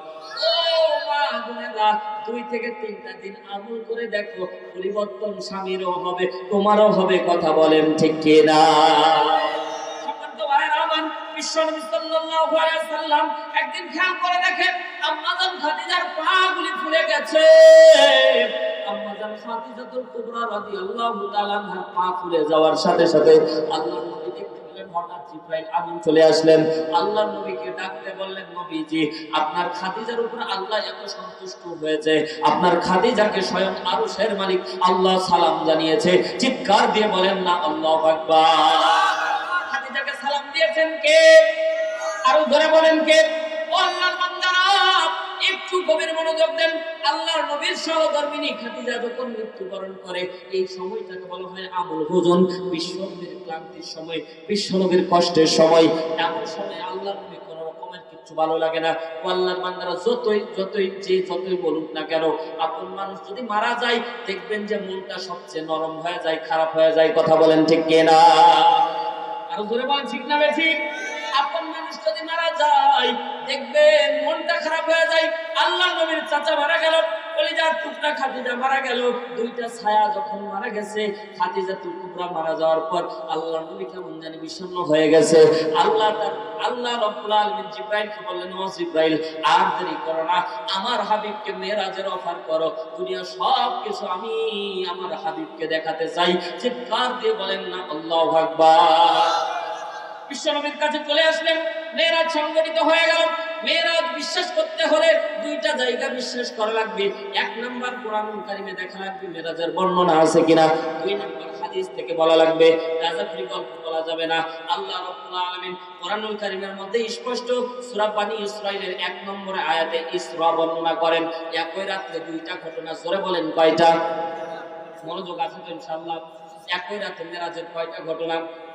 একটা হচ্ছে ইসরা, বাইতুল হারাম থেকে আকসা পর্যন্ত যে ভ্রমণ, সেটাকে ইসরাহ বলা হয়। সেটা বনি ইসরাঈলের 1 নম্বর আয়াত দ্বারা প্রমাণিত।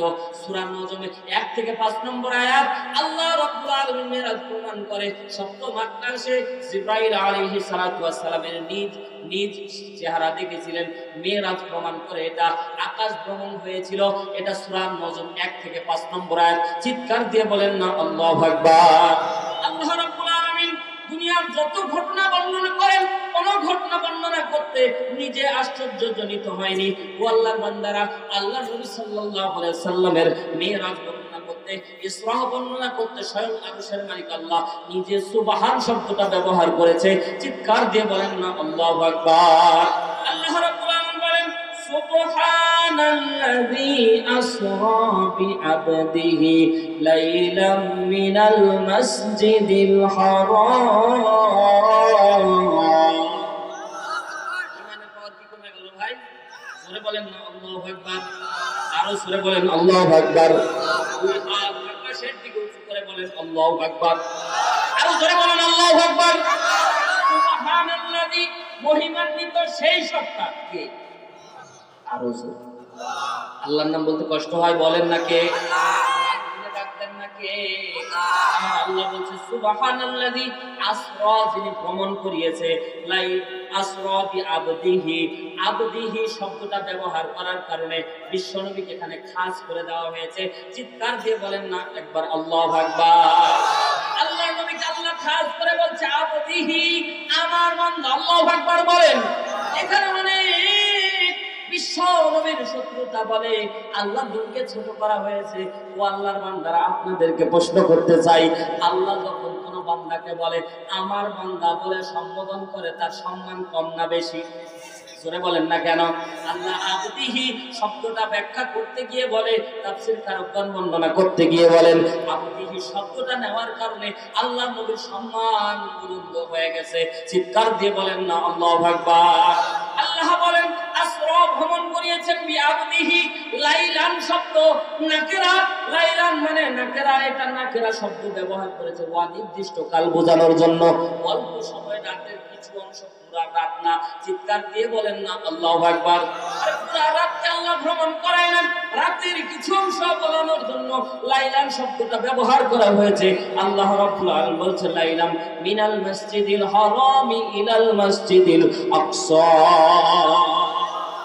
মসজিদ হারাম থেকে মসজিদ আকসা পর্যন্ত আল্লাহ রাব্বুল আলামিন রাতের কিছু অংশ আমার হাবিবকে আমি ভ্রমণ করিয়েছি। চিৎকার দিয়ে বলেন না আল্লাহু আকবার। আরো জোরে বলেন আল্লাহু আকবার। আল্লাহ রাব্বুল আলামিন বলেন মসজিদ হারাম থেকে মসজিদ আকসা পর্যন্ত ভ্রমণ করিয়েছি। এর মাঝে আমি আল্লাহ কি রেখেছি? আল্লাহ সুন্দর করে বলেন আল্লাযী বারাকনা হাওলাহু, জোরে বলেন আল্লাহু আকবার। যেখান দিয়ে আমার নবী গেছে বারাকনা, বরকতে ভরে গেছে। চিৎকার দিয়ে বলেন আল্লাহু আকবার। আল্লাহ বলেন বারাকনা হাওলাহু লিনুরিয়াহু মিন আয়াতিনা,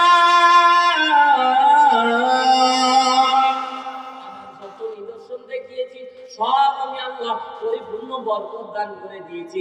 চিৎকার দিয়ে আরেকবার বলেন আল্লাহু আকবার। আর আল্লাহ রাব্বুল আলামিন বলেন ইন্নাহু হুয়াস সামিউল বাসীর। আল্লাহ বলছে আমি আল্লাহ সর্বদ্রষ্টা, আমি যেভাবে দেখিয়েছি আমার হাবিব সেভাবে দেখেছে। চিৎকার দিয়ে বলেন আল্লাহু আকবার। এই হচ্ছে আয়াতের অনুবাদ। আল্লাহর বান্দারা, এখন মজার ব্যাপার, আপনাদেরকে তথ্য একটা দিই। বিশ্বনবীর মেরাজ এটা বিশ্বাস করা ঈমানের দাবি। বিশ্বাস করে কিসের দাবি? ও ভাই খারাপ লাগতেছে, শেষ করে দেব, চলবে আর কিছুক্ষণ ইনশাআল্লাহ, বেশি একটা কষ্ট দেব না, অল্প কিছুক্ষণ থাকবেন তো ইনশাআল্লাহ। চলে যাবেন কিনা কিনা হাত তুলে আল্লাহু আকবার বলেন, জোরে বলেন আল্লাহু আকবার। সম্মানিত ভাইরা আমার, মজার ব্যাপার দেখেন, আবু জেহেল বিশ্বনবীকে কষ্ট দিত কম না বেশি? বিশ্বনবী মেরাজ করে আসলো, গোটা ঘটনা যদি আমি 30 দিন টানা বয়ান করি কোন রকম শেষ হবে না। 2 ঘন্টা কেমনে 1.5 ঘন্টায় শেষ করব, ঠিক না? এজন্য অনেকে মনে করতে এজন্য হচ্ছে 2 দিন রেখেছি, ঠিক না? কালকে মেরাজের ঘটনা বর্ণনা করবো না, কালকে আরেকটা আয়াত থেকে কথা বলবো ইনশাআল্লাহ। সম্মানিত হাজিরিন, ভালো লাগতেছে ইনশাআল্লাহ? চলবে। সম্মানিত হাজিরিন, আবু জেহেল বিশ্বনবীকে কম কষ্ট দিত না বেশি? আল্লাহর নবী মেরাজ করে আসার পরে রাত্রের কিছু অংশ আল্লাহ রাব্বুল আলামিন বোঝাচ্ছে, বলেন তো দুনিয়া পৃথিবী ভ্রমণ করতে কি অল্প সময়ের দরকার? মজার ব্যাপার দেখেন, বিশ্বনবী যখন মেরাজের জন্য রওনা দিয়েছিলেন, সেই সময় আল্লাহ পৃথিবীর আহ্নিক গতি, বার্ষিক গতি পুরোটাই অফ করে দিয়েছিলেন। আর জোরে বলে, পুরো পৃথিবীর আহ্নিক গতি, বার্ষিক গতিকে আল্লাহ রাব্বুল আলামিন বন্ধ করে দিয়েছিলেন। আল্লাহর নবী যখন ব্যাক করেছিলেন, আবার পৃথিবীর আহ্নিক গতি, বার্ষিক গতিকে আল্লাহ চালু করে দিয়েছিলেন। চিৎকার দিয়ে বলেন না আল্লাহু আকবার। মজার ব্যাপার বলি, বর্তমান সময় বিজ্ঞান তিনটা থিওরির জন্য, বর্তমান বিজ্ঞানীরা 3টা থিওরিকে কেন্দ্র করে মেরাজ বিশ্বাস করে না। জোরে বলেন কয়টা? এগুলো মুসলমানের জানার দরকার আছে না ভাই? কারণ এগুলো আমরা জানি না। আল্লাহর বান্দারা, বিজ্ঞানীরা বলে পৃথিবী থেকে কোন বস্তু উপরে গেলে মুক্তিবেগ লাগে। মুক্তিবেগ বিজ্ঞানীরা বলেছে 11.2 কিলোমিটার/আওয়ার বেগে কোন বস্তুকে উপরে নিক্ষেপ করলে কেবলমাত্র এই বস্তু মধ্যাকর্ষণ শক্তি, গ্র্যাভিটেশন ফোর্স পার করে উপরে যেতে পারে, অন্যথায় কোন রকমের উপরে যাওয়ার কোনো চান্স কারো নাই। বিশ্বের উপরে যাওয়ার কোনো ক্ষমতা রাখে নাই। 2 নাম্বার বলেছে যদি উপরে যায় অক্সিজেনের অভাব পড়বে, অক্সিজেনের ঘাটতি পড়বে। 3 নাম্বার বলেছে তাও যদি না পারে, যদি উপরে যায় সূর্য লক্ষ কোটি মাইল থেকে দূর থেকে তাপ দিচ্ছে, বলেন তো তার তাপ কম না বেশি? আর যদি সূর্যের কাছে দিয়ে কেউ ভিতর দিয়ে চলে যায়, তাহলে সে পুড়ে যাবে না? কথা বলেন না কেন? বিজ্ঞান বলতেছে বিশ্বনবী যদি মেরাজ করতে যায়, আসমানে যদি উঠে, তাহলে সূর্যকে ওভারটেক করে উঠা লেগেছে। তাহলে আল্লাহর নবী পুরেনি কারণ কি? 3টা থিওরি। বর্তমান বিজ্ঞান জয়যাত্রা যত সামনের দিকে যায়, ও মুসলমান, আল্লাহর কোরআন তত সত্য প্রমাণিত হয়ে যায়। মুক্তিবেগ, বর্তমান সময়ে বিজ্ঞানীরা মুক্তিবেগ আবিষ্কার করলো। কোন বস্তুকে যদি 11.2 কিলোমিটার/আওয়ার বেগে উপরে নিক্ষেপ করলে সে গ্র্যাভিটেশন ফোর্স পার করে উপরে যায়। আর আল্লাহ বলছে, হাবিব আপনাকে যে জন্তুর মধ্যে আমি আল্লাহ উঠাইছি ওটা হচ্ছে বোরাক। আল্লাহু আকবার। ওই যে একজন ব্যক্তি সুবহানাল্লাহ বলেছে, ও ভাই সুবহানাল্লাহ এমনি এমনি আসেনি, ইমানি হালত দাঁড় করেছে। জোরে বলেন না সুবহানাল্লাহ। বোরাক, বোরাক মানে আলো, বিদ্যুতের গতি। সুবহানাল্লাহ বলেন। বোরাক বারকুন শব্দ, বারকুন থেকে মূল ধাতু হচ্ছে বারকুন, বারাকাত হামজা ইয়া, বারকুন। আল্লাহর নবী সাল্লাল্লাহু আলাইহি সাল্লামকে বোরাক, বোরাক হচ্ছে 3 শব্দ, কিন্তু হামজা যুক্ত সুপারলেটিভ ডিগ্রি ব্যবহার করা হয়েছে। তার মানে আলোর যে গতি, তার থেকেও বেশি গতি সম্পন্ন জন্তুকে আল্লাহ হাবিবের জন্য উপহার পাঠিয়েছিলেন। চিৎকার দিয়ে বলেন ঈমানি বাড়ানোর জন্য, বলেন আল্লাহু আকবার। বোরাক জন্তু চলে এসেছে। আলোর গতি বিজ্ঞান প্রমাণ করে, বর্তমান বিজ্ঞান প্রমাণ করে আলো 1 সেকেন্ডে 1,86,000 মাইল বেগে যেতে পারে। চিৎকার দিয়ে বলেন না আল্লাহু আকবার। আল্লাহ তার হাবিবকে বলছে, হাবিব আপনাকে যে জন্তুর মধ্যে উঠাইছি ওটা তো বারকুন, ওটা তো বোরাক, ওটার গতি হচ্ছে আলোর গতির থেকে আরো বেশি। তার মানে 1,86,000 মাইল 1 সেকেন্ডে অতিক্রম করার ক্ষমতা তার থেকে ডবল। চিৎকার দিয়ে বলেন না আল্লাহু আকবার।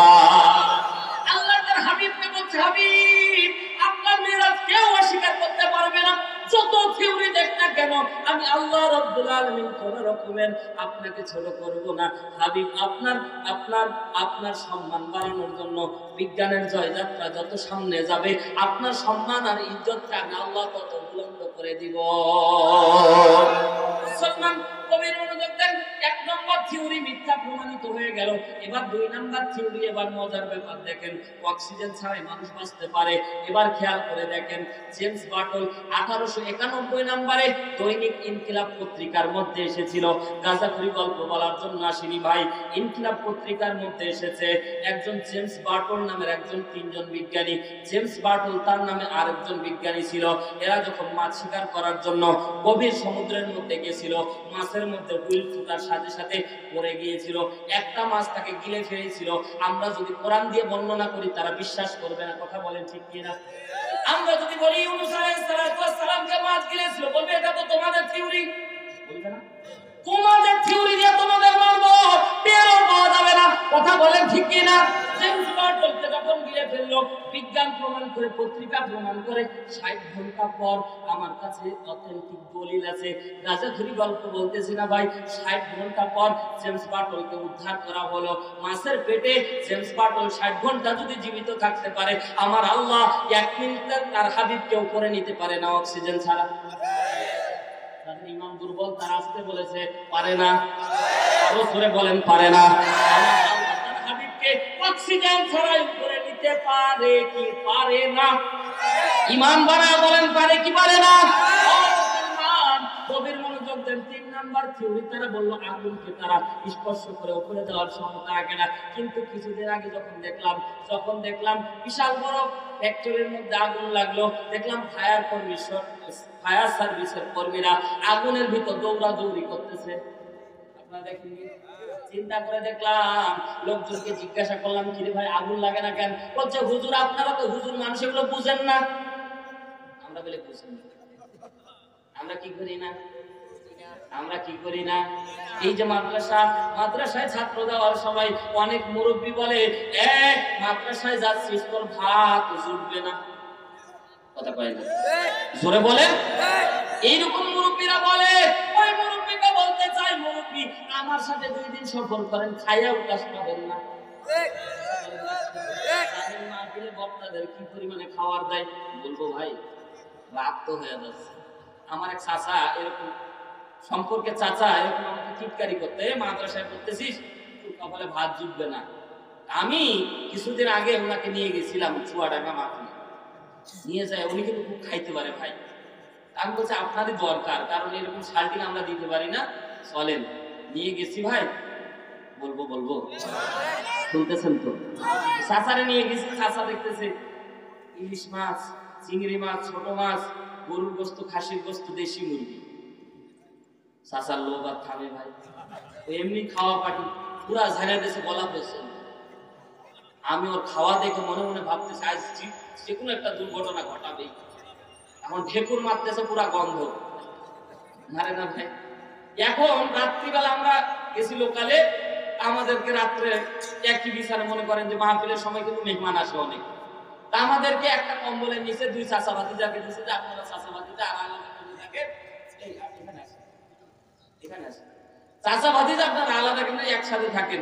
একসাথে রাখলো ভাই, ওপরে মাথা উঁচু করে রাখি, মশা যে ভাই, মশা কিন্তু এমন একটা জাত ভাই, কোন রকমের দুনিয়াদারি কিছু মানে না, করে রাতের ঘুম হারাম। কথা বল, মশা এক মশা যদি এক ঘরের মধ্যে থাকে, বলেন ঘুম হয় ভাই? আর আমার ওই শব্দ কানে গেলে আমার ঘুম হয় না। তা আমি ওই লেপ মুড়া দিয়েছি, চাচা ভিতরে গ্যাস ছাড়তেছে, নিচেও পক পক, ওপরেও বিপদ কম না বেশি ভাই। তা আমি বলছি চাচা এই বন্ধতে তো কোন রকম থাকতে পারি না। বলছে ভাতিজা কাম তো হয়ে গেছে, এখন কি আর করা, থাকো। আমি বলছি চাচা যখন মানে চাপ আসবে, যখন তুমি ছাড়বা, তখন আমার পুলিশ কইবে, আমি মাথা উপর দিয়ে করবো, অন্তত কিছুক্ষণ পরে এই গন্ধ আর থাকে না। তুমি যখনই চাপ আসবে, গ্যাস তো আটকানো যাচ্ছে না, যদি গ্যাস আটকাতে পেট বাস্ট হয়ে যেতে পারে। আপনি ছাড়েন, কিন্তু আপনি ছাড়বেন যখন আপনি পুলিশ বলবেন, আমি মাথাটা উপর দিকে করবো। উনি কয় পুলিশ, কিছুক্ষণ পুলিশ করার পরে হঠাৎ চাচা আমার কাছে, দারোগা।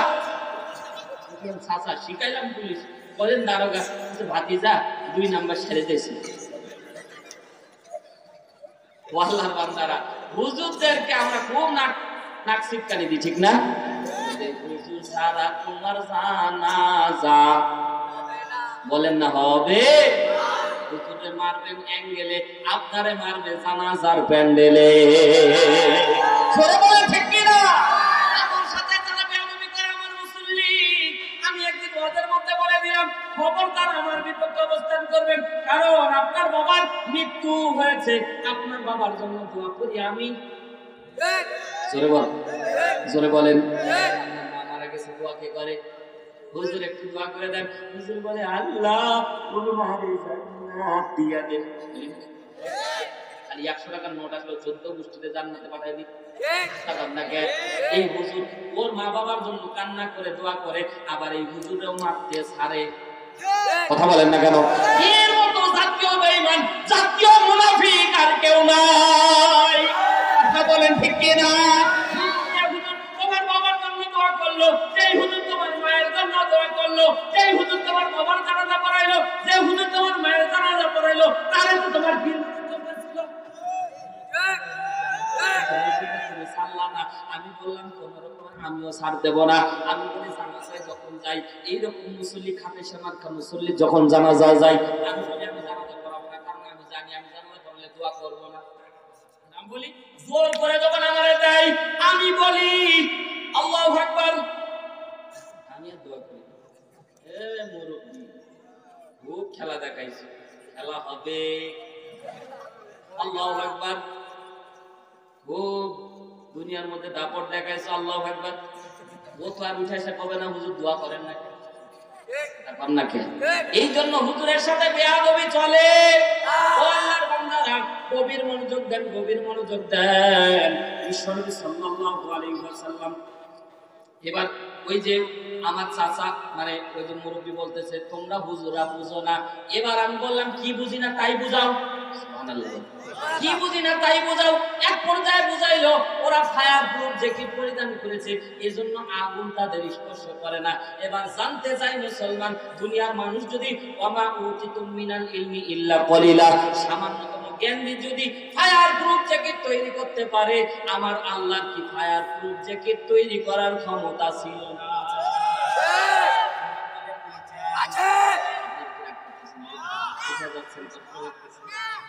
চলবে বেশি না ভাই, 12টা পর্যন্ত 40 আর 20 মিনিট ইনশাআল্লাহ থাকবেন তো ইনশাআল্লাহ। ভাই আমি আপনাদেরকে একটি আমল শেখাবো। কয়টা? একটা, আজকে মাহফিলে একটা আমল। এক নম্বর, বিশ্বনবী সাল্লাল্লাহু আলাইহি সাল্লাম বলেন, কেউ যদি 12 রাকাত নামাজের জিম্মাদার হয় তো আল্লাহ তার জন্য জান্নাতের জিম্মাদার হবে। সুবহানাল্লাহ, আরো জোরে বলেন সুবহানাল্লাহ। এতদিন তো শুনছেন বুখারী মুসলিমের হাদিস, বিশ্বনবী বলেন 12 রাকাত নামাজের জিম্মাদার হলে স্বয়ং আরশের মালিক আল্লাহ তার জন্য জান্নাতের জিম্মাদার হবে। সুবহানাল্লাহ, জিম্মাদার জিনিসটা বুঝেন তো? জীবন চলে যাবে কিন্তু সেটা ছুটবে না। 12 রাকাত নামাজ যদি আপনি পড়তে পারেন তাহলে আল্লাহ আপনার জন্য জান্নাতের জিম্মাদার হবেন। আল্লাহু আকবার বলেন। এই আমল নিয়ে যাবো তো ইনশাআল্লাহ। সম্মানিত ভাইয়ার আমার, এই মেরাজের ঘটনা এইভাবে বলে শেষ করা অসম্ভব ব্যাপার। তবে এই 3টা থিওরি তারা দিল, বলেন তো 3টা থিওরি খোলা প্রমাণিত হলো। কথা বলেন ঠিক কিনা? সম্মানিত মুহাব্বতের ভাইরা, গভীর মনোযোগ দেন। বিশ্বনবী আল্লাহ রাব্বুল আলামিন বাইতুল হারাম থেকে মসজিদে হারাম থেকে মসজিদে আকসা পর্যন্ত সফর করালেন। মসজিদে আকসা নিয়ে যাওয়ার একটা কারণ ছিল, এই একটা কারণ হলো প্রত্যেকজন নবীর আম্বিয়া, নবীকুল শিরোমণি বিশ্ব নবীকে বলা হয় সকল নবীর নবী। কেন বলা হয়? এজন্য বলা হয় কারণ আল্লাহর নবী পুরা নবীদের উম্মতের মধ্যে পুরা নবীদের ইমামতি করেছে। ইমাম যিনি হন আম্বিয়াউল ইমাম বলা হয়, সকল নবীর ইমাম যিনি মুহাম্মদুর রাসূলুল্লাহ সাল্লাল্লাহু আলাইহি সাল্লাম, বিশ্ব নবী সকল নবীর ইমামতি করেছিলেন। এজন্য বলা হয় আল্লাহর নবীকে ইমামুল আম্বিয়া। সকল নবীদের ইমাম হচ্ছেন বিশ্ব নবী। জোরে বলেন সুবহানাল্লাহ।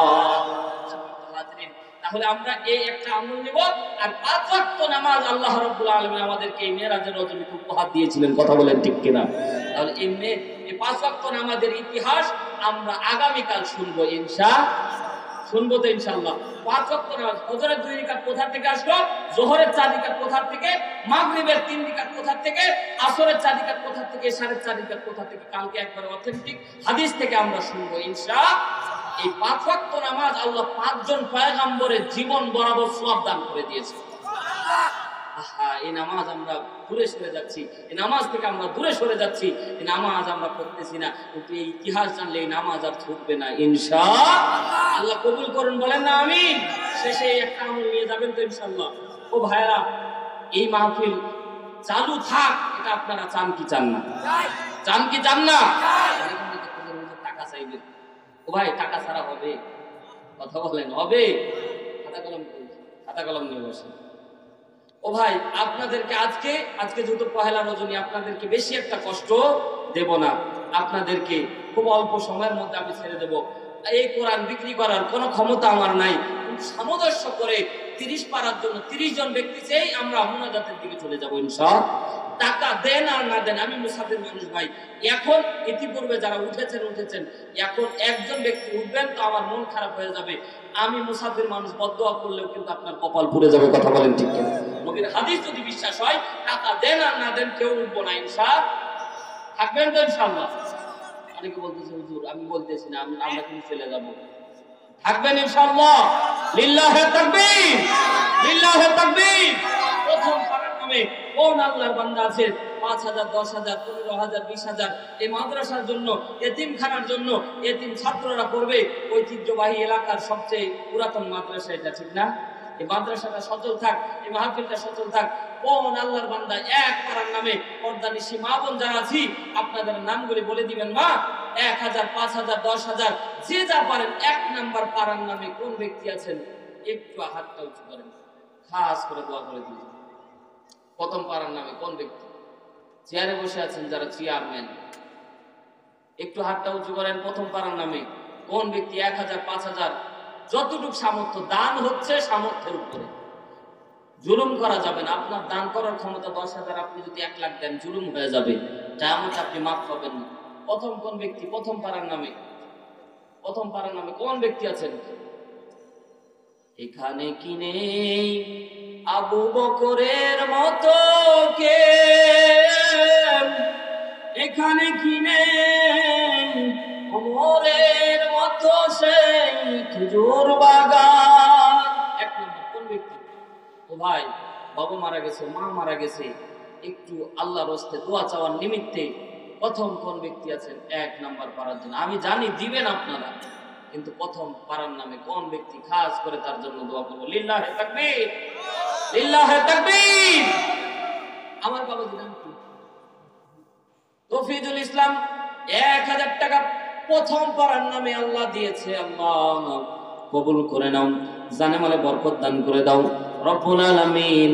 তোমার বান্দা যে নিয়তে দান করলো আল্লাহ, সেই নিয়তটা তুমি পূরণ করে দাও রব্বুল আলামিন। খাস করে দোয়া করি আল্লাহ, তার পরিবার থেকে যারা কবরস্থ হয়ে গেছে আল্লাহ, তাদের কবরের আযাবগুলিকে তুমি মাফ করে দাও। আমিন বলিয়েন না? আমিনের একটা উপকারিতা বলি, আপনি যদি আমিন বলেন তো ফেরেশতারা আপনার জন্য আমিন বলবে, সুবহানাল্লাহ বলবে। তার দোয়া কবুল হবে এই গ্যারান্টি আছে, কিন্তু ফেরেশতার দোয়া মিস হবে না। এজন্য অন্যের জন্য দোয়া করতে হবে বেশি। সভাপতি 5,000 টাকা, লিল্লাহি তাকবীর। দ্বিতীয় পারার নামে সভাপতি 5,000, আল্লাহ কবুল করে নাও, জানে মানে বরকত দান করে নাও রব্বুল আলামিন। তোমার বান্দারা যে নিয়তে দান করেছে আল্লাহ কবুল করে নাও, কবুল করে নাও। নাম কি? গেস্ট অফ অনার অধ্যক্ষ। মাশাআল্লাহ, আপনাদের এলাকায় আমার এটা খুব ভালো লাগে, যারা আমাদের নেতা হয় প্রত্যেকজন মোটামুটি অধ্যক্ষ। মাশাআল্লাহ বলেন, মানে একটা শিক্ষিত লেভেলে, সুবহানাল্লাহ বলেন। অধ্যক্ষ মোহাম্মদ জিয়াউল হাসান মুকুল, আল্লাহ 5,000 টাকা কোরআনের মাহফিলে করেছে দান। আল্লাহ তুমি মেহেরবান, কবুল করো, দাতার দান বাড়ায় দাও, মান সম্মান রব্বুল আলামিন। তোমার বান্দা যে নিয়তে দান করেছে আল্লাহ কবুল করে নাও, জানে বলে বরকত বাড়ায় দাও, বলেন না আমিন। 4 নাম্বার কোন ব্যক্তি আছেন? ও আল্লাহর বান্দা, একটু দিলটা নরম করে আল্লাহর ঘর, আল্লাহর রাসূলের ঘর মাদ্রাসার জন্য আপনারা দান করবেন। 4 নাম্বার কোন ব্যক্তি আছেন? 1,000 টাকা, বেশি টাকা না। ও আল্লাহর বান্দারা 1,000 টাকা বেশি না, বাবা মারা গেছে, মা মারা গেছে, বাবার জন্য মায়ের জন্য একটু দোয়া করেন। ও আল্লাহর বান্দারা, কত টাকা এদিক সেদিক চলে যায়, আল্লাহর ঘরে দান করিলে কমে না। আল্লাহ রাব্বুল আলামিন কিয়ামতের দিন 10 গুণ বাড়ায়, এটা কিয়ামতের দিন আপনাকে জাযাই খায়ের দান করবে। 4 নাম্বার কোন ব্যক্তি আছেন? ও আল্লাহর বান্দারা একটু মায়ার নজরে তাকায় দেখেন, 4 নাম্বার কোন ব্যক্তি আছে? 1000 টাকা, 1000 টাকা। একটু আঙুলটা উঁচু করেন, যারা উঠে যাবেন না কেউ। মাশাআল্লাহ, আলহামদুলিল্লাহ। আমার 2 মুরব্বি চাচা আগায় আসতেছে। লিল্লাহে তাকবীর। আপনাদের আওয়াজ শুনে টাকা কিন্তু কমায় দিল। লিল্লাহে তাকবীর।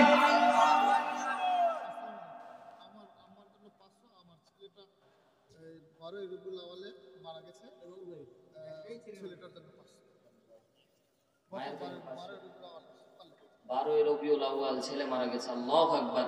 আল্লাহ ছেলের কবরটাকে জান্নাতি কবর হিসেবে তুমি কবুল করে নাও। আল্লাহ আযাব থাকলে মাফ করে দাও। মায়ের নামে আর ছেলের নামে আল্লাহ দান করলো। আল্লাহ মুরব্বি চাচার নিয়তকে কবুল করে নাও। ও আল্লাহর বান্দারা, মকবুল হোসেন 1200 টাকা। লিল্লাহে তাকবীর। আল্লাহ যে নিয়তে আমার চাচা দান করলো, আল্লাহ কবুল করে নাও। ও আল্লাহর বান্দারা, আপনাদের একটা হাদিয়া দিব ইনশাআল্লাহ। মদিনা থেকে আমরা যার সাথে থাকি, মুফতি মাহফুজুর রহমান হাকিমপুরি, মদিনা থেকে একটা আতর নিয়ে এসেছি, সেটা আপনাদের জন্য নিয়ে এসেছি। শেষে আপনারা আতর নিয়ে যাবেন আতর মেখে যাবেন ইনশাআল্লাহ। খালি হুজুররা নেয় না, দেয়। এক বোতল আতরের দাম মোটামুটি 700 টাকা ভাই। এটা নিয়ে যাবেন ইনশাআল্লাহ। শেষে যারা থাকবেন এসে আমার সাথে হ্যান্ডশেক করে আতরটা নিয়ে যাবেন ইনশাআল্লাহ। কত নম্বর গেল? 5 নম্বর। এই যে 1200 টাকা দিল, দেখছেন নগদ 1200 টাকা। 5 নম্বর। 6 নম্বর কোন ব্যক্তি? ও আল্লাহর বান্দারা, এখনো হাটে বাজারে কিন্তু লোকজন কমেনি, ঠিক না? তারা আছে, এখনো আছে। ও আল্লাহর বান্দারা, আর কত সময় থাকবা? আসলে কমিটির ভাইরা যারা আছি, দোকানদারদের কাছে কালেকশন করে নিয়ে আসেন, এদের জন্য মাহফিল হয় না। দোকানগুলিকে বন্ধ করে দেওয়া দরকার, ঠিক না? কারণ অল্প কিছু দোকান থাকবে, বাদ বাকি দোকানের মধ্যে যত। আর এখানে শুনলাম নাকি চোরকি নিয়ে এসেছে, ওইটাকে ভেঙে দেওয়ার দরকার। যদি না ভাঙেন তাহলে আপনাদের ইমানের দুর্বলতা আছে। আগামীকাল যেন ওটা না থাকে। আমি আছি সারাদিন, আমাকে নিয়ে যাবেন, ঠিক? পরে তো তোমাদের পাওয়া যাবে না। 6 নম্বর কোন ব্যক্তি? আল্লাহর রাস্তে, আল্লাহর রাস্তে। 6 নম্বর কোন আল্লাহর বান্দা আছেন? আল্লাহর রাস্তে 6 নম্বর। একটু মহব্বতের নজরে তাকায় দেখেন আল্লাহর বান্দারা। ও পর্দানি সীমা করে মা বোনদের, ওখানে ভলান্টিয়ার আছে? হ্যাঁ, মা বোনদের ভলান্টিয়ার যারা আছে, নামগুলি লেখায় দিয়ে যান। মা যার সন্তান হয় না, একটু নেক নিয়তে সন্তান হওয়ার আশায় আল্লাহর কাছে যে একটা নিয়ত করে আল্লাহ রাসূলের ঘর মাদ্রাসার জন্য দান করেন, আল্লাহ আপনার মনের চাহিদা আশাকে পূরণ করে দিবেন। বাবা মারা গেছে, মা মারা গেছে, বাবার নামে মায়ের নামে একটু আল্লাহর কাছে দান করেন, বাবার মায়ের কবরটাকে আল্লাহ রাব্বুল আলামিন জান্নাতুল ফেরদাউস বানায়া দিবে। 6 নম্বর কোন ব্যক্তি? একটু মায়ের নজরে তাকান। পারেন না, যা পারবেন সেটাই। 500 টাকা, 1000 টাকা, 2000 টাকা, যে যা পারেন। আল্লাহর বান্দারা, চলে যাবেন না, একটু মহব্বতের নজরে দেন। 500 টাকা করে, বেশি না। বলেন হাত উঠান, চটচট করে হাত উঠান, আমরা মোনাজাতে চলে যাবো। হাত উঠান। এ যুবক ভাইরা, কি ব্যাপার? এই যে লিল্লাহে তাকবীর। কি নাম ভাই? লুৎফর ভাই। 500 টাকা নাম বলতে নিষেধ করতেছিল, আল্লাহ কবুল করে নাও, জানে মালে বরকত দান করে দাও। 7 নম্বর করে এই যুবক ভাইরা হাত উঠাও। ও মুরব্বি বাবাজিরা, কত টাকা কত দিকে চলে যায়। আল্লাহর ঘরে দান করলে কোন রকমের কমে না, বোঝানো বড় দায়।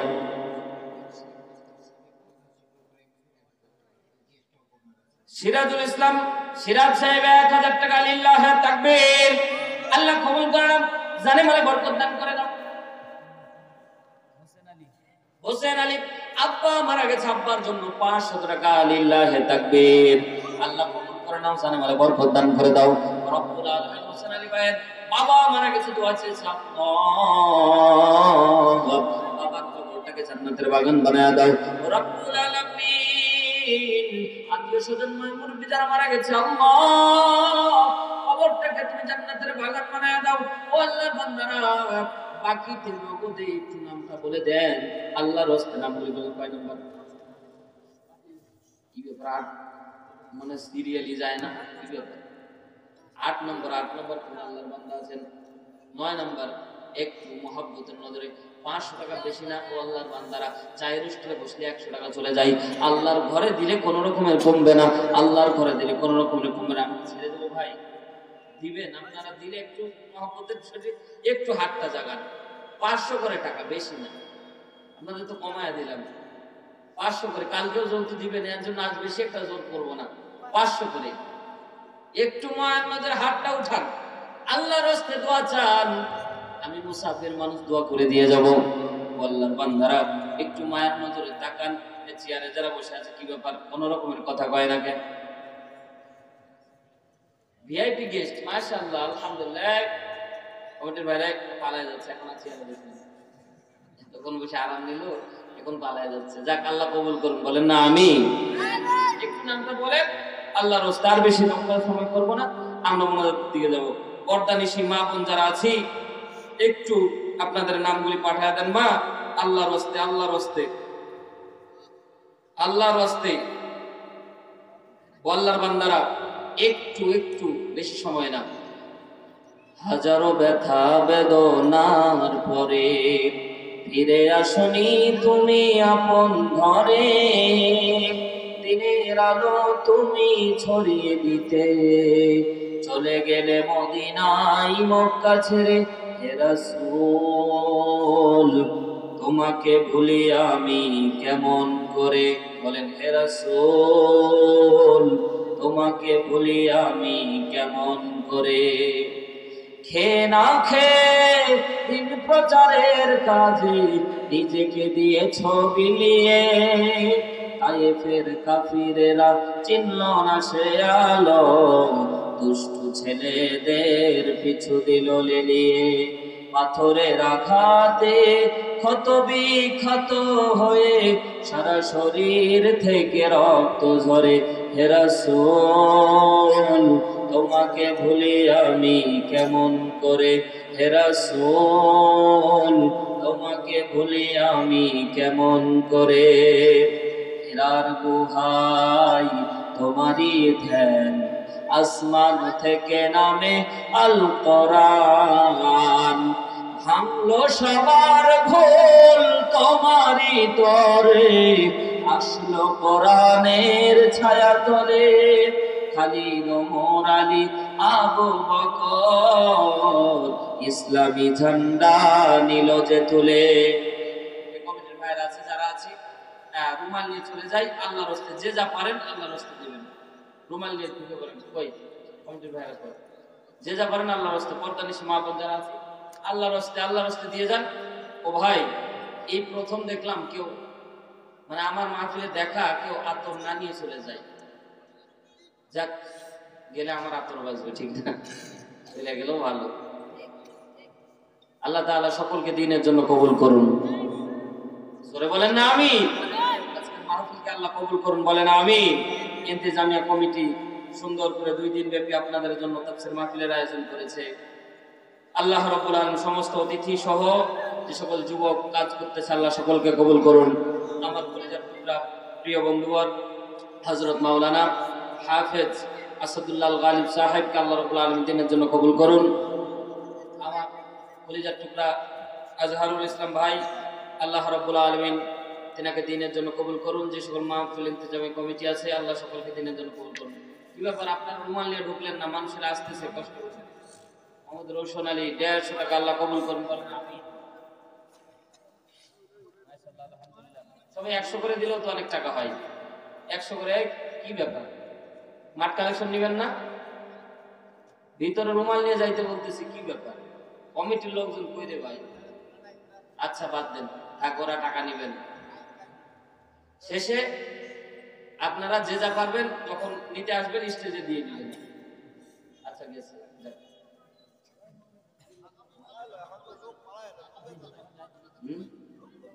যাক, আলহামদুলিল্লাহ। কালকে দিয়ে নিয়ত করে থাকেন, কালকে দিয়ে আপনারা দ্বিতীয় দিন দেন, নিয়ত করে আছেন, তাই না? যাক, আল্লাহ কবুল করুন। আল্লাহ রাব্বুল আলামিন সকলকে দ্বীনের জন্য কবুল করুন। কাল পর্যন্ত আমাদের হায়াত আল্লাহ বাড়ায় দেন, বলেন না আমিন। মানে কি মারা যেতে পারি, ঠিক না? হায়াত মউতের গ্যারান্টি আছে ভাই। কোন জমিনের মাটি আমার হবে গোরস্থান। চলবে? কালেকশনটা যাতে হোক, তাতে আমি একটা গজল বলি, নাকি বলেন? আপনারা অনুমতি দিলে বলবো, না কোন জমিনের মাটি আমার হবে গোরস্থান। কাদের চোখের জলে আমি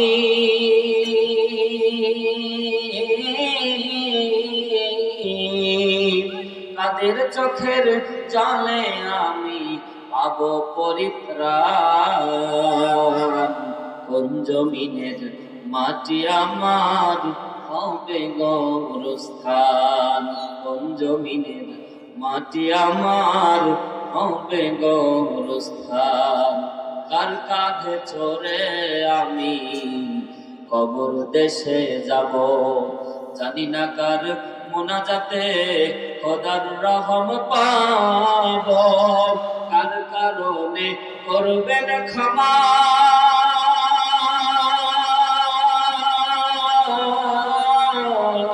কার কারণে করবেন ক্ষমা আল্লাহ মেহেরবান। কোন জমিনের মাটি আমার হবে গোরস্থান। কোন জমিনের মাটি আমার হবে গোরস্থান। কেউ জানি না কোথায় আমাদের কবর হয়ে যাবে।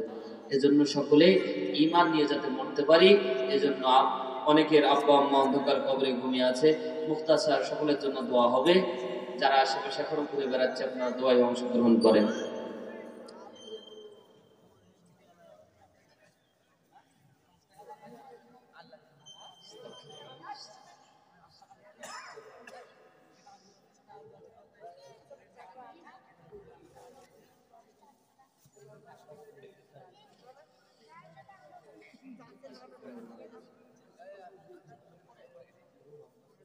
মরহুম আব্বাস আলী স্যারের স্ত্রী তোররা কৃষ্ণপুর কিছুক্ষণ আগে ইন্তেকাল করেছে। ইন্না লিল্লাহি ওয়া ইন্না ইলাইহি রাজিউন।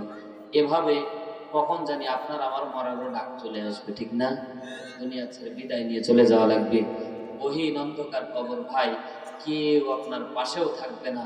দুনিয়ার রীতি হচ্ছে, এই দুনিয়ার মানুষ দুই একদিন আপনাকে স্মরণ করবে, আর বেশি দিন আপনাকে মনেও রাখবে না। কথা বলেন ঠিক কিনা?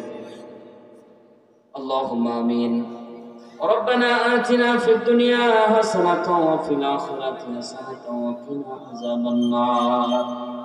রব্বুল আলামিন, গভীর রাতে তোমার দরবারে যখনই হাত তুলে ধরেছি, 2 দিন ব্যাপী তাফসীরুল কোরআন মাহফিলের অধ্যকার মাহফিলের প্রথম রজনীতে আল্লাহ শেষ লগ্ন একবারে শেষ প্রান্তে এসে তোমার দরবারে হাত উঠেছি। ও রব্বুল আলামিন, আমি খেয়াল করে দেখেছি গভীর রাত পর্যন্ত বয়ান করলেও তারা উঠতো না। রব্বুল আলামিন, কোরআন ভালোবেসে যারা এখনো বসে আছে আমিন আমিন বলতেছে। আল্লাহ, আমি মুসাফির মানুষ, দোয়া করে দিয়ে যাই। আল্লাহ, আমি সহ যারা আমিন আমিন বলতেছি, পর্দানিশী মা বোন সহ যারাই আমিন আমিন বলতেছি, আল্লাহ আমাদের জিন্দেগির তামাম গুনাহ মাফ করে দাও। রব্বুল আলামিন, দুনিয়ার কোন চাওয়া, দুনিয়ার কোন পাওয়া আমাদের মাঝে নাই। ও আল্লাহ রব্বুল আলামিন, এখানে কাউকে 10টা টাকা দেওয়া হবে না, খিচুড়ি দেওয়া হবে না, তারপরেও টাকা দিয়ে বসে আছে।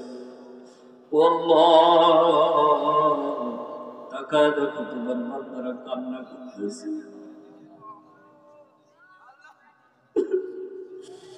আল্লাহ মাফ করে দাও, আল্লাহ ক্ষমা করে দাও। গুনাহ করেছি রাতের অন্ধকারে, দিনের আলোতে, গোপনে প্রকাশ্যে। আল্লাহ, গুনার যদি হিসাব চাও জাহান্নামের খড়ি হয়ে যাব। আল্লাহ, গুনার হিসাব না আছে, আল্লাহ তুমি মাফ করে দাও। বিশ্বনবী বলেছেন, আল্লাহ আমার উম্মতের খাতাগুলি আমার হাতে দিবেন, আল্লাহ বলেন হাবিব খাতাগুলি কি করবেন? বলে ছিঁড়ে ফেলে দেব। আল্লাহ বলেন হাবিব খাতার পাতাগুলি ছিঁড়ে ফেললেও তো আমি আল্লাহ সূরা লাগাইতে পারবো। হাবিব আপনাকে বলে দিচ্ছি আপনার উম্মতেরা চাইতে দেরি হবে, আমি আল্লাহ তোমার উম্মতের গুনাহগুলি মাফ করতে দেরি করব না। আল্লাহ তোমার দরবারে হাত জাগিয়ে প্রার্থনা, আল্লাহ এই সময় কারো দরজা খোলা নাই, এই সময় মানুষের দরজাগুলি বন্ধ। আল্লাহ তোমার রহমতের দরজা যত রাত হয় তত খুলে যায়।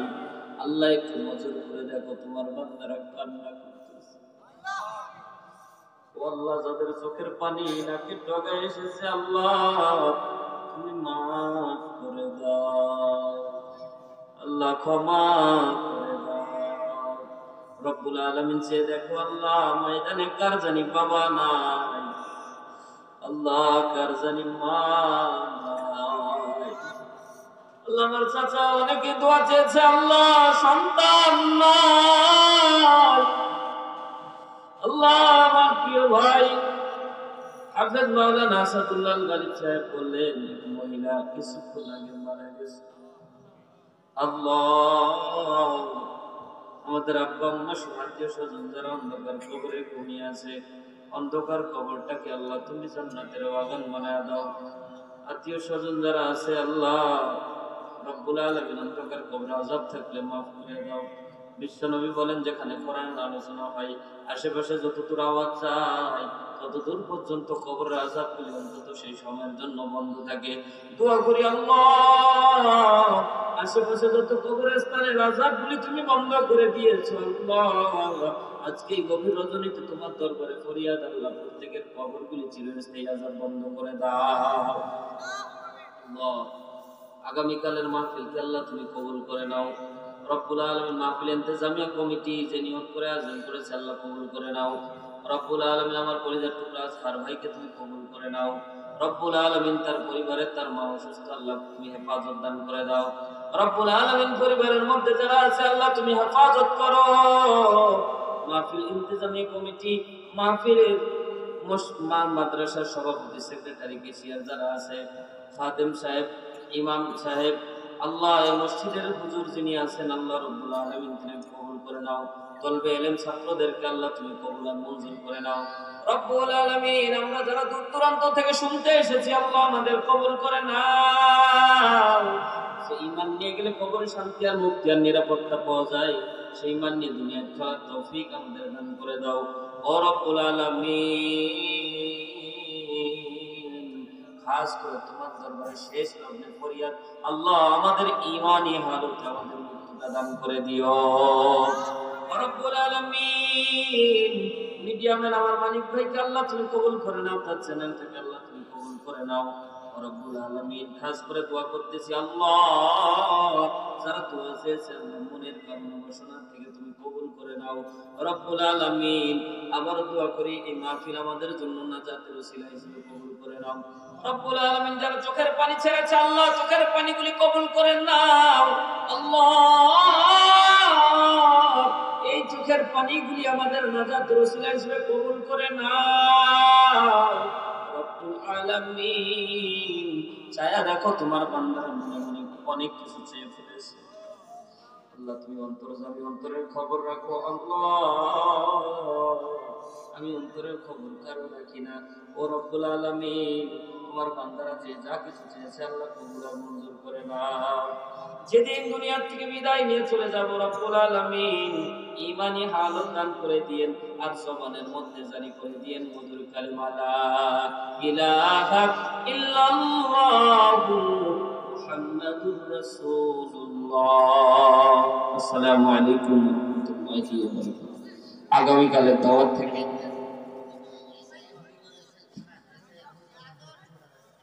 এসআই আবুল কালাম ভাই 200